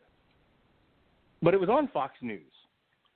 No, I'm not here to bash Fox News. I used to watch Fox News, and I might still, except for the fact that I don't watch any cable news anymore. I just don't have the time or patience to. Yeah, it's become so gimmicky. I can't take it anymore. But I don't, I'm not like a lot of people who will just automatically start bashing Fox and anyone that watches it. So I say this with a very heavy heart. The article I read was on foxnews.com, and the article itself was fine. There's nothing wrong with it. And then I read the comments. Mark, if I could disgust me, what would you give to go back and tell yourself from like 2 days ago, don't read those comments? I'd hit myself with a fucking bat. Okay? If I could go back in time and stop that moment, I wouldn't even talk to me. I just fucking, I'm sitting there. It was like the middle of the night. I couldn't sleep anymore. I would just fucking run in the room and fucking gore myself like Rhino. And yell out, gore! And then run out of the room again. Because then I would understand I shouldn't be reading what I'm reading. But I mean, like, without even getting into the argument that there were people voicing the movies that Beauty and the Beast is about bestiality, and that if you like Beauty and the Beast, you're into bestiality, versus those who were saying, and this is the more relevant point, oddly enough, that Disney is part of the homosexual agenda, the homosexual lobby to turn your children gay. Gay. Okay? Disney is trying to make your children gay. And the tactic they're using is a fat honky dancing with a dude for 3 seconds. Faster than a pinfall. Get the fuck out of here, people. This is, as I said to my father, and I don't want to sidetrack us, but it's my podcast, and I'll say what I want. This is why Trump's winning a second term. It's people like you, idiots like you, who just think the dumbest things with no basis in fact whatsoever. How do you go from we want to have a quick progressive moment to show we're with the gays to we're trying to make your children gay? Come on. And the thing of it is like I know people really believe that kind of stuff. And it's like, how in 2017 do you still think like that? And I'm like not even the most wildly progressive person out there, but I'm also not a moron. Do you think anybody at Disney, first of all, is trying to convert your child to any sexuality one way or the other? Disney has one purpose in life. Sell shit. Make money. Okay? They operate under the same auspices and philosophy as the Wu-Tang Clan. Cash rules everything around me. I don't give a fuck what your kid is into as long as they're buying mouse ears and Mickey Bars. It's that simple, and it's just disgusting that people say shit like Disney's trying to make my kid gay. And the best example they can come up with is this shit right here. Rant over. I don't want to touch too much of what you just said because I agree with you. I'm not sure about Trump winning a second term. I'll say that. I mean, like you and I were, I think, two of the only people. No. For those of you who don't know, Mark and I were two of the only people on God's green earth who said, no, Trump can win. In fact, Mark was predicting that. Mark was predicting that long before I said, yeah, I think he's going to win. Because we're intelligent people who look at the societal climate rather than necessarily echo chambers. But let me just say this.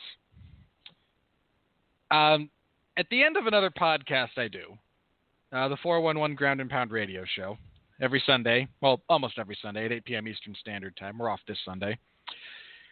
I always take time to express my gratitude to everyone who reads my live coverage.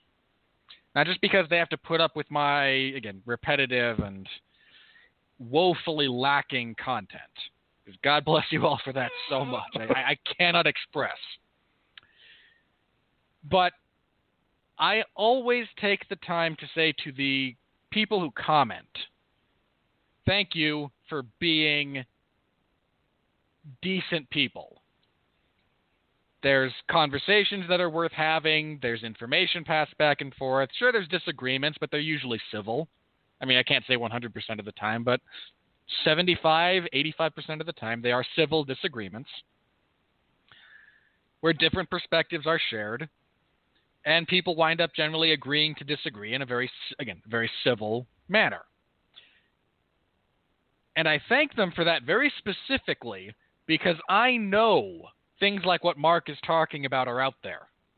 I know what exists on comment boards on the internet. I have seen things that cannot be unseen. And the fact that, again, the group that comments on my stuff, and this is not necessarily a reflection on me, mind you, these guys, that they are able to conduct themselves in a way that I am never, ever ashamed to or embarrassed or worried about linking something I'm doing anywhere else. Because I have in the past, and I've seen other people do this as well, they will, link something, be it an article they wrote or whatnot, and just kind of as a disclaimer, by the way, you should stay out of the comment section. Honest truth. And I never have to worry about that with the group of people I have over there right now, and I am so very grateful for that. Because it could, again, the internet is the id. That's it. It is whatever comes to your brain first, the fastest, that you can type out. And there's no repercussions for it. Absolutely none.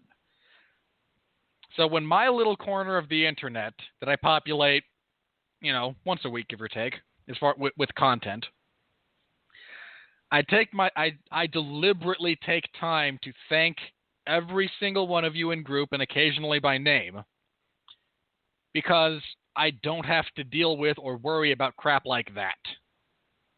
And I'll say that to everyone who's listening to this podcast, who has liked us on Facebook, comments to Mark and I on Twitter, any of that stuff. Again, criticisms have always been welcome here.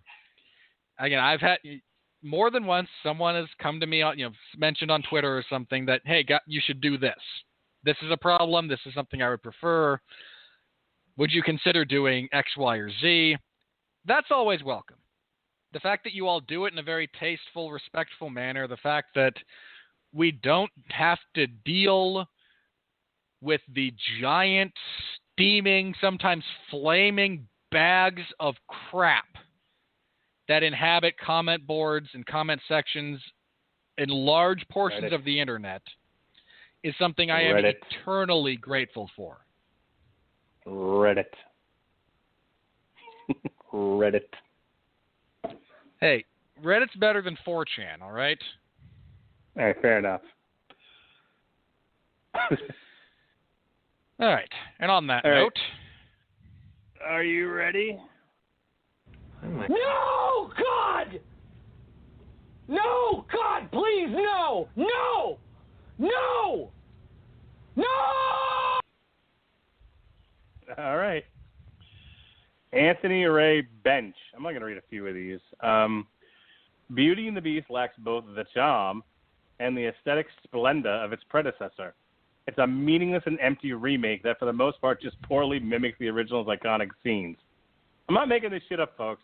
That's a common refrain. Okay, well then let's just start with the beginning.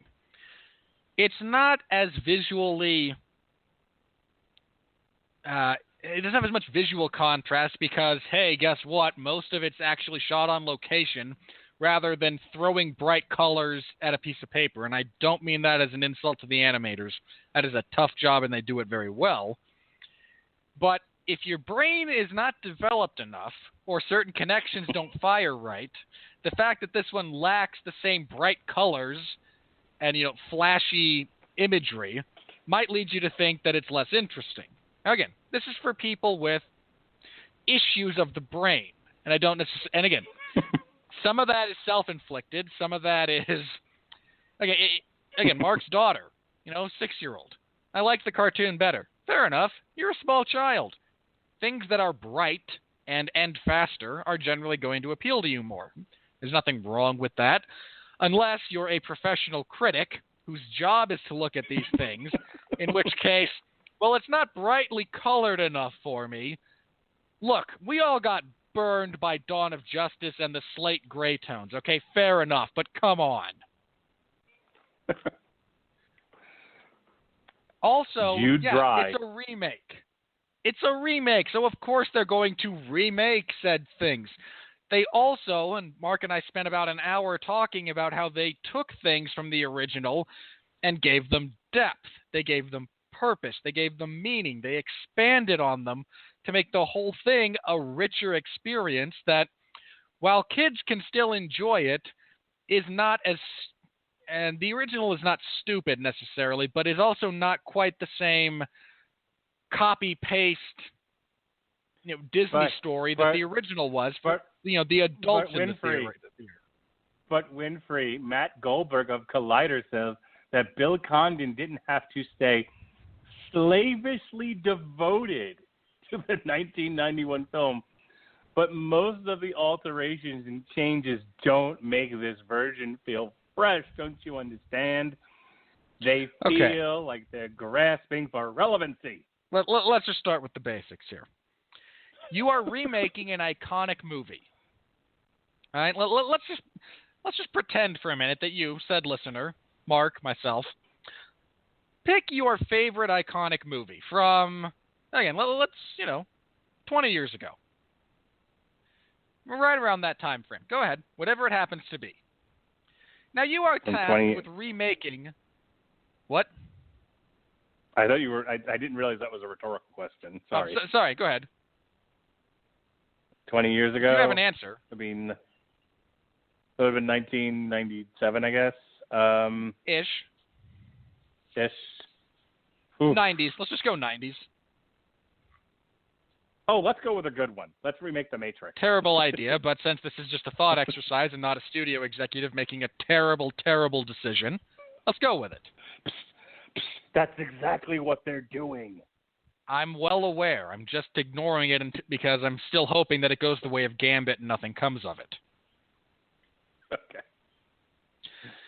Would you, Mark Radulich, remake The Matrix and exclude a bullet time scene? No. Would you remake The Matrix and exclude there is no spoon? No. Would you remake The Matrix and exclude, would you like the red pill or the blue pill? Of course not. Would you exclude a slow-motion gunfight sequence in the lobby of a federal building? I may not make it a federal building, but no, there would be a slow-motion gunfight. All right. That's basically The Matrix, right? I mean, yep. In a nutshell. So, if tasked with remaking an iconic movie, you would not, say, deviate from every single sequence that made it iconic in the first place? I would add a Boys Don't Cry subplot. I'm sure you would.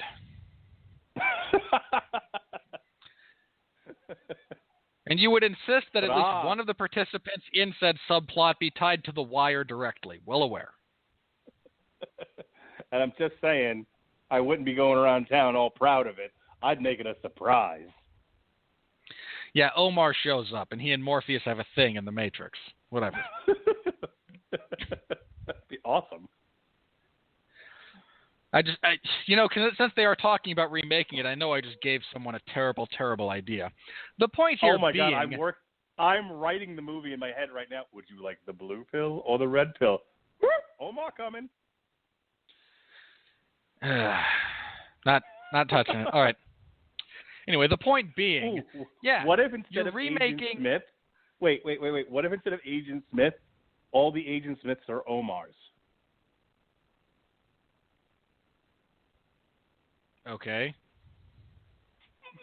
I just picture it. Neo versus an army of Omars. Why aren't I writing this down? Because you are a Please. sensible human being and will probably forget it by tomorrow, and thus it will evaporate into the ether where it belongs. Okay, I'm putting this out there right now. If people don't start sending me money so that I can buy a ticket to go see Clutch and Primus in Reno, Nevada at Lake Tahoe, the Hard Rock, I will write out a wire-based Matrix remake screenplay and take it to Warner Brothers myself. You have all been warned. I'm not giving you money, Mark. I don't have it to give. God damn it. Would a I'm threat holding this work in country lieu of hostage. that? Let's move this along. Anyway, my point being, if you're remaking Beauty and the Beast, yeah, it's a musical. Yeah, you get all the iconic songs. The question becomes, how do we expand on it? And the fact that, hey, Maurice, he's a gag character in the cartoon. Well, let's give him some depth. Loss of wife. We'll get Kevin Kline, who's a talented actor. He won't just be a crazy guy saying crazy things. Or the crazy inventor who lives on the edge of town that nobody quite trusts. Now, we'll make him a part of the community, maybe a little eccentric, but who works with clocks and clockwork and mechanisms like that, and who maybe just doesn't quite fit in, but still we all like and respect him as a craftsman of that caliber. No, they didn't add any depth to this movie. They didn't. They didn't freshen it up at all. He's still just a short, balding, fat guy wandering the wilderness, raving about a beast. No, Can I please do how can you be that wrong? Okay, how? Can I please do the next one? Yes. IndieWire, Jude Dry of Top Critic. A quarter century has passed since we saw Disney's Belle fall for the beast. Today, the message that behind every rough man is a charming prince, sorry Emma, is regressive, if not lethal.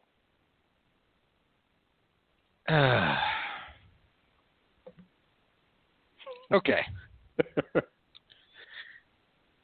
Seriously, the message here is not that behind every gruff man lies, a charming prince or, someone worthy of love. No, it's not like the primary villain here is a good-looking guy who's successful but is a little bit unhinged.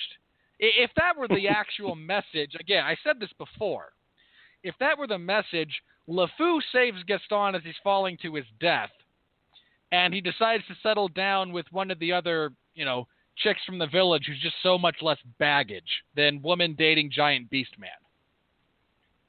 He sees the error of his ways, you see, and becomes reformed. Now, the message here, especially in this one, again, in the original, okay, maybe there's issues of certain characters being a bit flatter than others. Here, it's much more about who has come to loathe himself, recognizing that he is still worthy of love and can give love, and another character who has a bit of the head in the clouds, someday my prince will come, going on, and gets a little, and this is somewhat ironic considering the fantastical nature of this story, but gets a little dose of reality in the sense that, no, this guy doesn't look or act or sound like I believe, my prince will, but she falls for him anyway. This is not a regressive, well, he's a damaged man, but I can save him. That is not at all what this is. I'm gonna change him. I got to read another one of these. David Crow of Den of Geek. Many will allow themselves to get swept away in Beauty and the Beast's tide of nostalgia. Just know that there isn't much depth below that shiny surface. See, I'm not making this shit up, people. Okay. Anyone who knows this guy I want you to kick him in the shin. All right? If one of the three people who listen to this knows this gentleman, I want you to kick him in the shin. Not full power, 50%. Then, as he kind of hops, clutching his shin, going, "Why would you do this?" Point at him so he knows you're talking to him, and say, "Bad critic, no treat for you. Do better." This is not a nostalgia trip. If it's a nostalgia trip, it's 30 minutes shorter. First of all, let's start right there. If all you want is nostalgia, you can shave the runtime on this thing significantly and only hit the high marks. You can exclude everything that Mark and I talked about that makes the movie more interesting and adds depth and character and life to the world. I mean, right down to, again, in the original, she declares her love prior to the rose petal falling, so naturally all is well. In this one, it frickin' falls. They turn into mundane objects. But because the point of the whole curse was to, again, as stated, get this guy in touch with his ability to love and to be loved regardless of appearance. So it was 3 seconds late. The point was still made. But no. That's not, that's not sending a slightly different message from finishing just in time to, no, it's actually more important that you learn. Come on. Again, this is not just a nostalgia trip. Don't get me wrong. There is nostalgia. I'm not going to pretend there isn't. But they went out of their way to make something more than just, hey, look, it's that thing you liked again.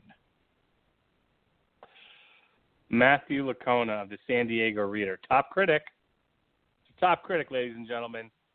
Creme de la creme. Best of the best. Ian McKellen makes a fine melancholy Cogsworth the clock. But the rest of the enchanted servants come off as hammy and campy, while Kevin Kline seems lost as Belle's father, and Luke Evans turns alpha male Gaston into a bigger cartoon than the original. 1 out of 5 stars. And you get paid for this. You, sir, collect a paycheck for that. Again, if critics actually had to have performance reviews and justify their conclusions, even if you go, I'll say this, even if you run contrary to popular opinion, and you have a legitimate foundation for your perspectives, that's fine. I do it all the time. Mark does it all the time. That's fair. No, everyone else is hammy and mundane. It's a Disney movie. That's kind of par for the course in a lot of ways, especially for their animated stuff. Kevin Kline looks a little bit lost. You don't suppose that's maybe because his character is struggling to deal with, his position in life, mourning the loss of his wife, struggling with his daughter growing up and leaving him, the general crises that come with old age? No, it can't actually be his performance. He can't be doing this deliberately. Kevin Kline's not that good an actor. Really. And no, Luke Evans does not make Gaston a bigger cartoon character. He is still, don't get me wrong, there are elements of him that are cartoony, but A, that's deliberate, and B, if Mark and I didn't make our position clear enough on this already when we talked about, hey, they made Gaston so much better,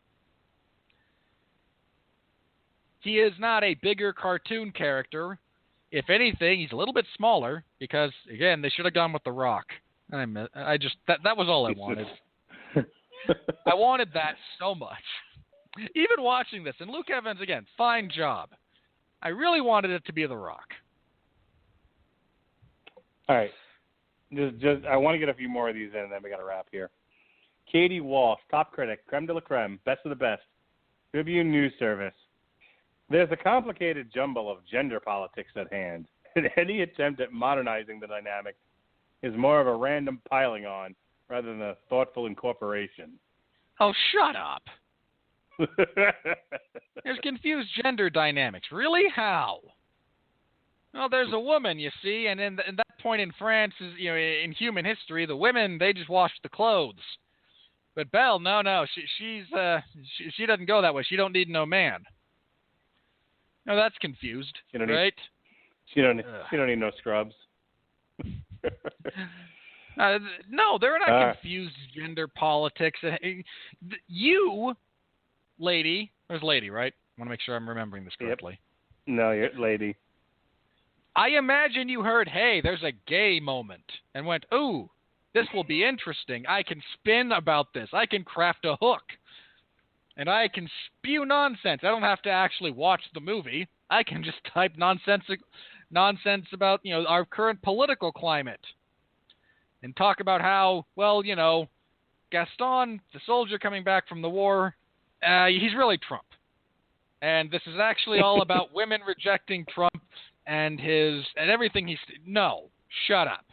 You're bad at your job. Whoever hires you, whoever employs you should seriously reconsider whatever it is that they pay you, because I'm betting it's too much. I got two more left here. This first one I'm going to read just because of the phrasing he used.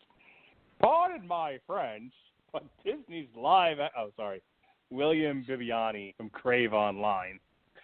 Pardon my French, but Disney's live-action remake does grievous harm to a tale as old as time. Yo, waka waka. If you're going to actually have the temerity and the sheer lack of creativity to use "pardon my French" as part of your hook, really, there are only two things that should come after that. If that's the line you're going to type out, if that's what you're going to use to get people's attention, there are exactly two things that are acceptable to follow it. One is actual French. And the other is profanity. Our last one here is from Andrew Lathan of NPR, top critic, best of the best, creme de la creme, star pupil. Very little is new, apart from some superfluous backstories and the occasional household object. But everything old feels empty and dull. Okay, this is why you don't give money to NPR, people. Everything is old, except for all that new stuff. What a nothing statement. It feels a bit hollow when compared to the original. Really, the original is pretty darn shallow.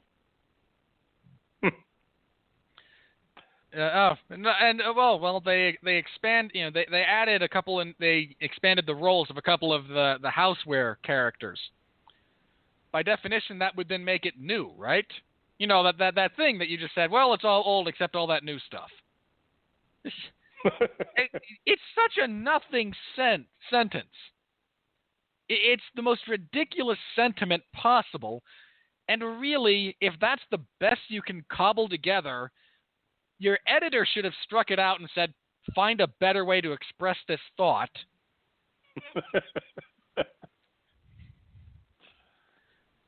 Look, as long as that man is on staff at NPR, do not give them money. Just save everyone the aggravation. There's so many bad reviews. And I'm not saying, look, as I've said before with this segment, which has now come to a close, if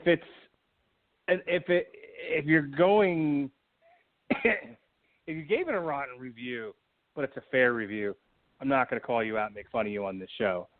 The ones I read are the ones that are so stupid I don't understand how this person's a professional reviewer. I feel like we say that at every show, but I really need to drive that home. It's a relevant point. I'm absolutely picking out the ones where I feel like they failed to do their job, not that they disagreed with my point of view. Yeah, this has never been about, oh, you don't agree with me, therefore you're bad at your job. In fact, in several of these segments, when these people have given reviews that we, again, feel are just bad, I seem to recall saying more than once, part of what they said was fair, or they had the beginnings of a fair point. Whether that's agreeing with my perspective or not. There are valid perspectives beyond my own. There are valid points beyond those that I make. And I think Mark agrees with that. And this is not about, well, you disagree with us. How dare you? It's so much more about how could you possibly be this wrong and still get paid to do this? Honestly, if I were as bad at my job as these critics are at theirs, I'd be responsible for dead inmates. That's not hyperbole. I have to make, in many cases, there's a lot of guesswork, but I have to evaluate people and make sure that they're safe enough to be a part of the jail community and not be in an isolation cell being watched either every minute of every day or every 15 minutes. And some of them are easier than others, but largely you have to have some common sense and be able to look at a situation critically and make an educated guess. Because at the end of the day, you never know what one of these nuts are going to do. But I've been doing this for 6-7 years now, and I've got a pretty good track record. People I work with are genuinely find my decision making to be sound.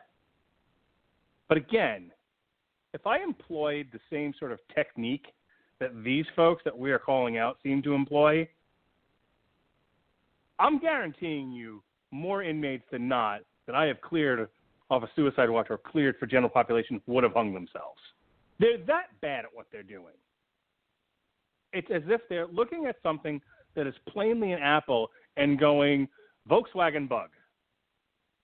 How did you come up with that? Well, they're both made of matter. And I wished it to be a Volkswagen bug, therefore it is a Volkswagen bug. Oh, and these by are the way, these are the types of people who go, Kevin Bacon was not in Footloose.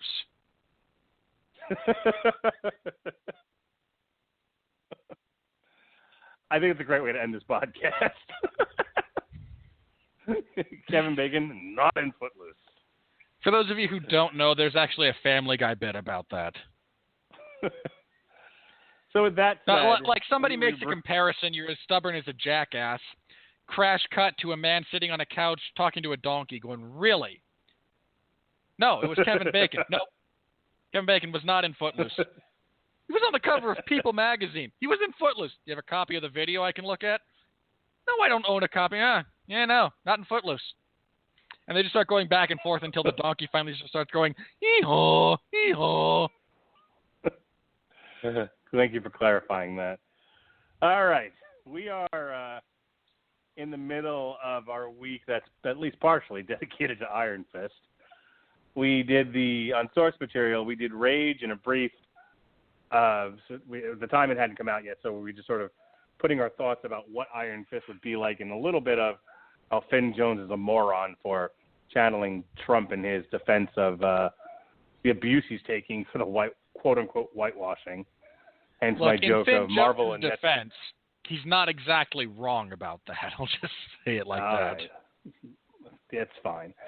Not a point I would have made, but he's not wrong. Not a point that needed to be made. Tomorrow night on the Metal Hammer of Doom, we'll be going live at 10:30. Hopefully Cooper will get to work on time that night.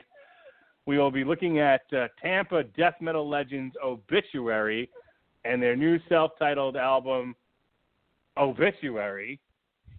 And if this 2.5-hour podcast didn't wet your diddle, then there's more of me and Winfree to be had on a show we like to call TV Party Tonight. We used to just review the shit, and the name of the podcast was the review of whatever it was we were doing.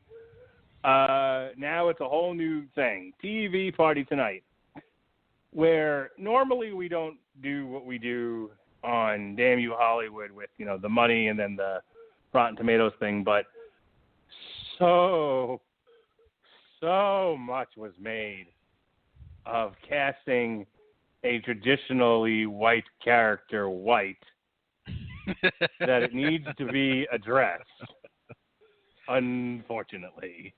Yeah. And so we will be doing the Rotten Tomatoes bit on Thursday after we reviewed the series, which honestly, I liked it. Here's a preview. I liked it. I don't have that much to say about it. So at least a good part of this podcast will be going back to these stupid reviews about this movie. Currently sitting at 17% rotten on Rotten Tomatoes because critics hate white people. Next week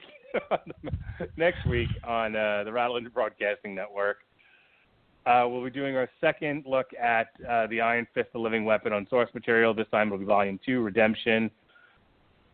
We'll be back here reviewing Power Rangers and all their gay and autistic nonsense stuff going on with that movie.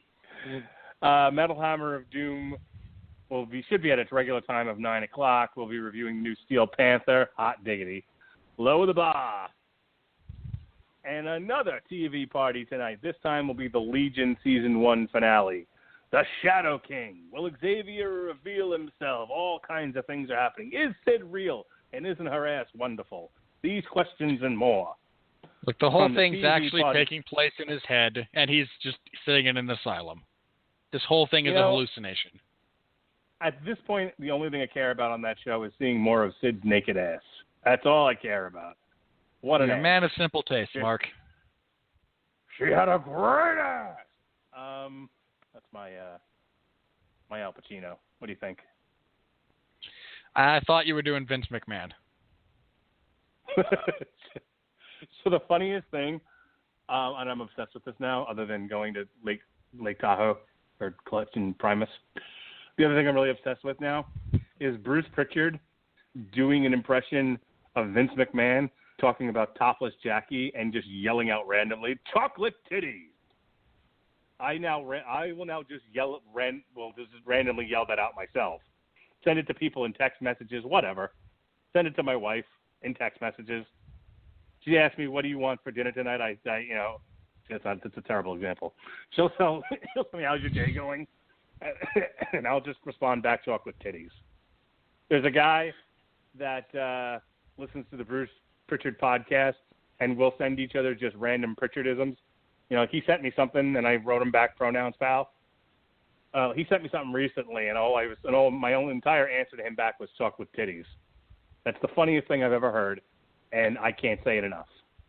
So until next week, when titties. Mark will have found a new funniest thing ever.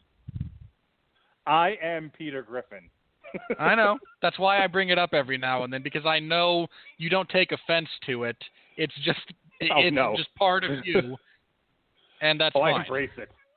I absolutely embrace it. All right, that's all my plugs, ladies and gentlemen. Do your thing, babe. No, just this Thursday, Mark and I will be talking about Iron Fist, and for the first time, we have to yell at critics. See, with the other series, whether we thought they were good or bad, middle of the road, there was no need. The critics were generally accurate and fair. I thought Luke Cage was overhyped. Mark told me to shut up, said a few other unkind things as I pointed out flaws with the show. It's all right. I don't hold on to that type of stuff. We both pointed out some of the flaws and unevenness of Daredevil, both Season 1 and 2, when we had those shows. But again, we felt... Hang on. There's nothing wrong with Luke Cage, #Black folks. Yeah. For those of you who want to hear my reasoned and rational response to Mark's perspective on that, feel free to check out our review of Luke Cage. It's in the archives. But again, we always felt the critics were generally fair, maybe leaned a little bit too much positive, but even the positive reviews generally acknowledged some of the flaws. And then we get to this. And I don't get it. Everyone, oh man, no, 17%. Here's all these problems. Did you point out those problems with the other series? Because, believe it or not, no, it was uneven. Yeah, so's Daredevil. So's Jessica Jones to a little. Let's just end this with this. I'd have had more respect for the people who were giving Iron Fist rotten reviews had they just openly said, "We hate white people and everything about them. This show sucks." You see, at that point, because At that point, you're at least honest. I mean, all we can say is, okay, you're an idiot, but at least you're an honest idiot. I respect your stupid opinion. Which I think don't is have a better to way of respect saying it, but there's nothing to say about it other than it's your stupid opinion, and boy, is it a doozy. No, I'll respect anybody that just openly says, I hate white people. There, I said it. How brave am I? Bring me LeFou. All right, I think we're done here. Oh, yeah. Again, there is no 411 Ground and Pound radio show this week. There is no UFC event until UFC 210, which I believe is April 8th. I get a bit of a... What? I'll be on a cruise. I'll be on a Disney cruise. Well, watch out for that gay LeFou. He might pull your son aside and try to explain to him the virtues of that team. Hey, Tom, Dick, or Harry. And my son will ask, first of all, knowing my son, he'll have one of three reactions. He'll hit him with his hook and yell, "You're welcome," his Maui hook. He'll run away and say, "I'm fast, I'm the Flash," or he'll ask him why he's not wearing shoes. I support. Give your son like an actual, a hook of substance. All right, like crack it open and put some rebar in that thing. Just give him a side, let him be deaf. No, that won't fly. Oh no, you know what you should do?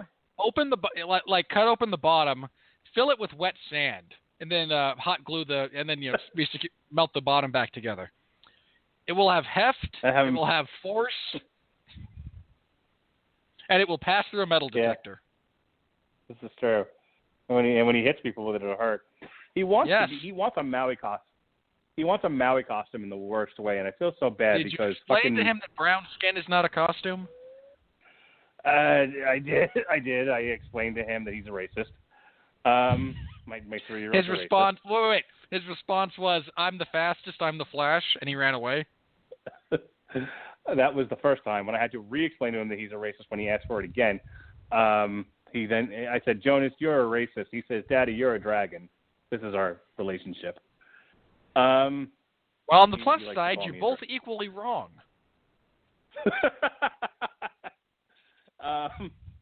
But he can't be Maui because I'm not paying $5,000 for a costume that got yanked off the shelves on eBay.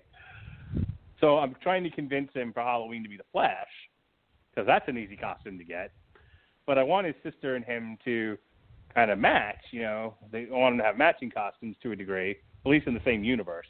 Not like we did fucking last year, where he was Chase from Paw Patrol and she was Dorothy from The Wizard of Oz. Look ridiculous, I tell you. So I'm trying to convince her to be Zatanna from the Justice League, or rather Justice League Dark. Yeah, because you have to coordinate those outfits on your kids. It's truly the height of the autumnal season. One must coordinate one's children, or how dare you show your face in public life. Listen, man, this shit takes time and energy and planning, and we are busy white folk, okay? This is why we plan birthday parties 6 months in advance. True story. This is why I start thinking about my kids' Halloween costumes in the fucking spring, because winter is coming and autumn will be here before you know it. And with that said, this has been Damn You Hollywood, goddammit. Indeed. Be well. I'm sorry. Go ahead. Go ahead. No, go ahead. You do it. You got into it. You had the rhythm. Okay. I apologize for interrupting. No.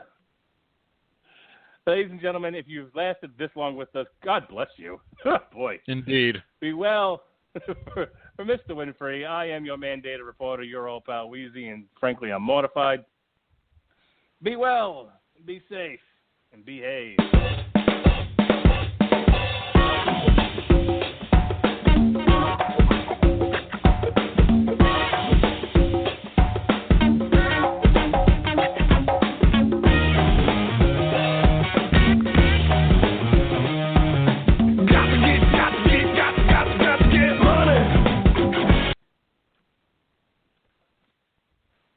And now, insurance-minded speeches from Geico. It's a common expression, don't look a gift horse in the mouth. However, what if the horse's mouth is filled with useful insurance tools? This is the exact case with the Geico app. Yes, the app is free and therefore a gift horse. However, look inside the app and behold, emergency roadside assistance, digital ID cards, bill pay.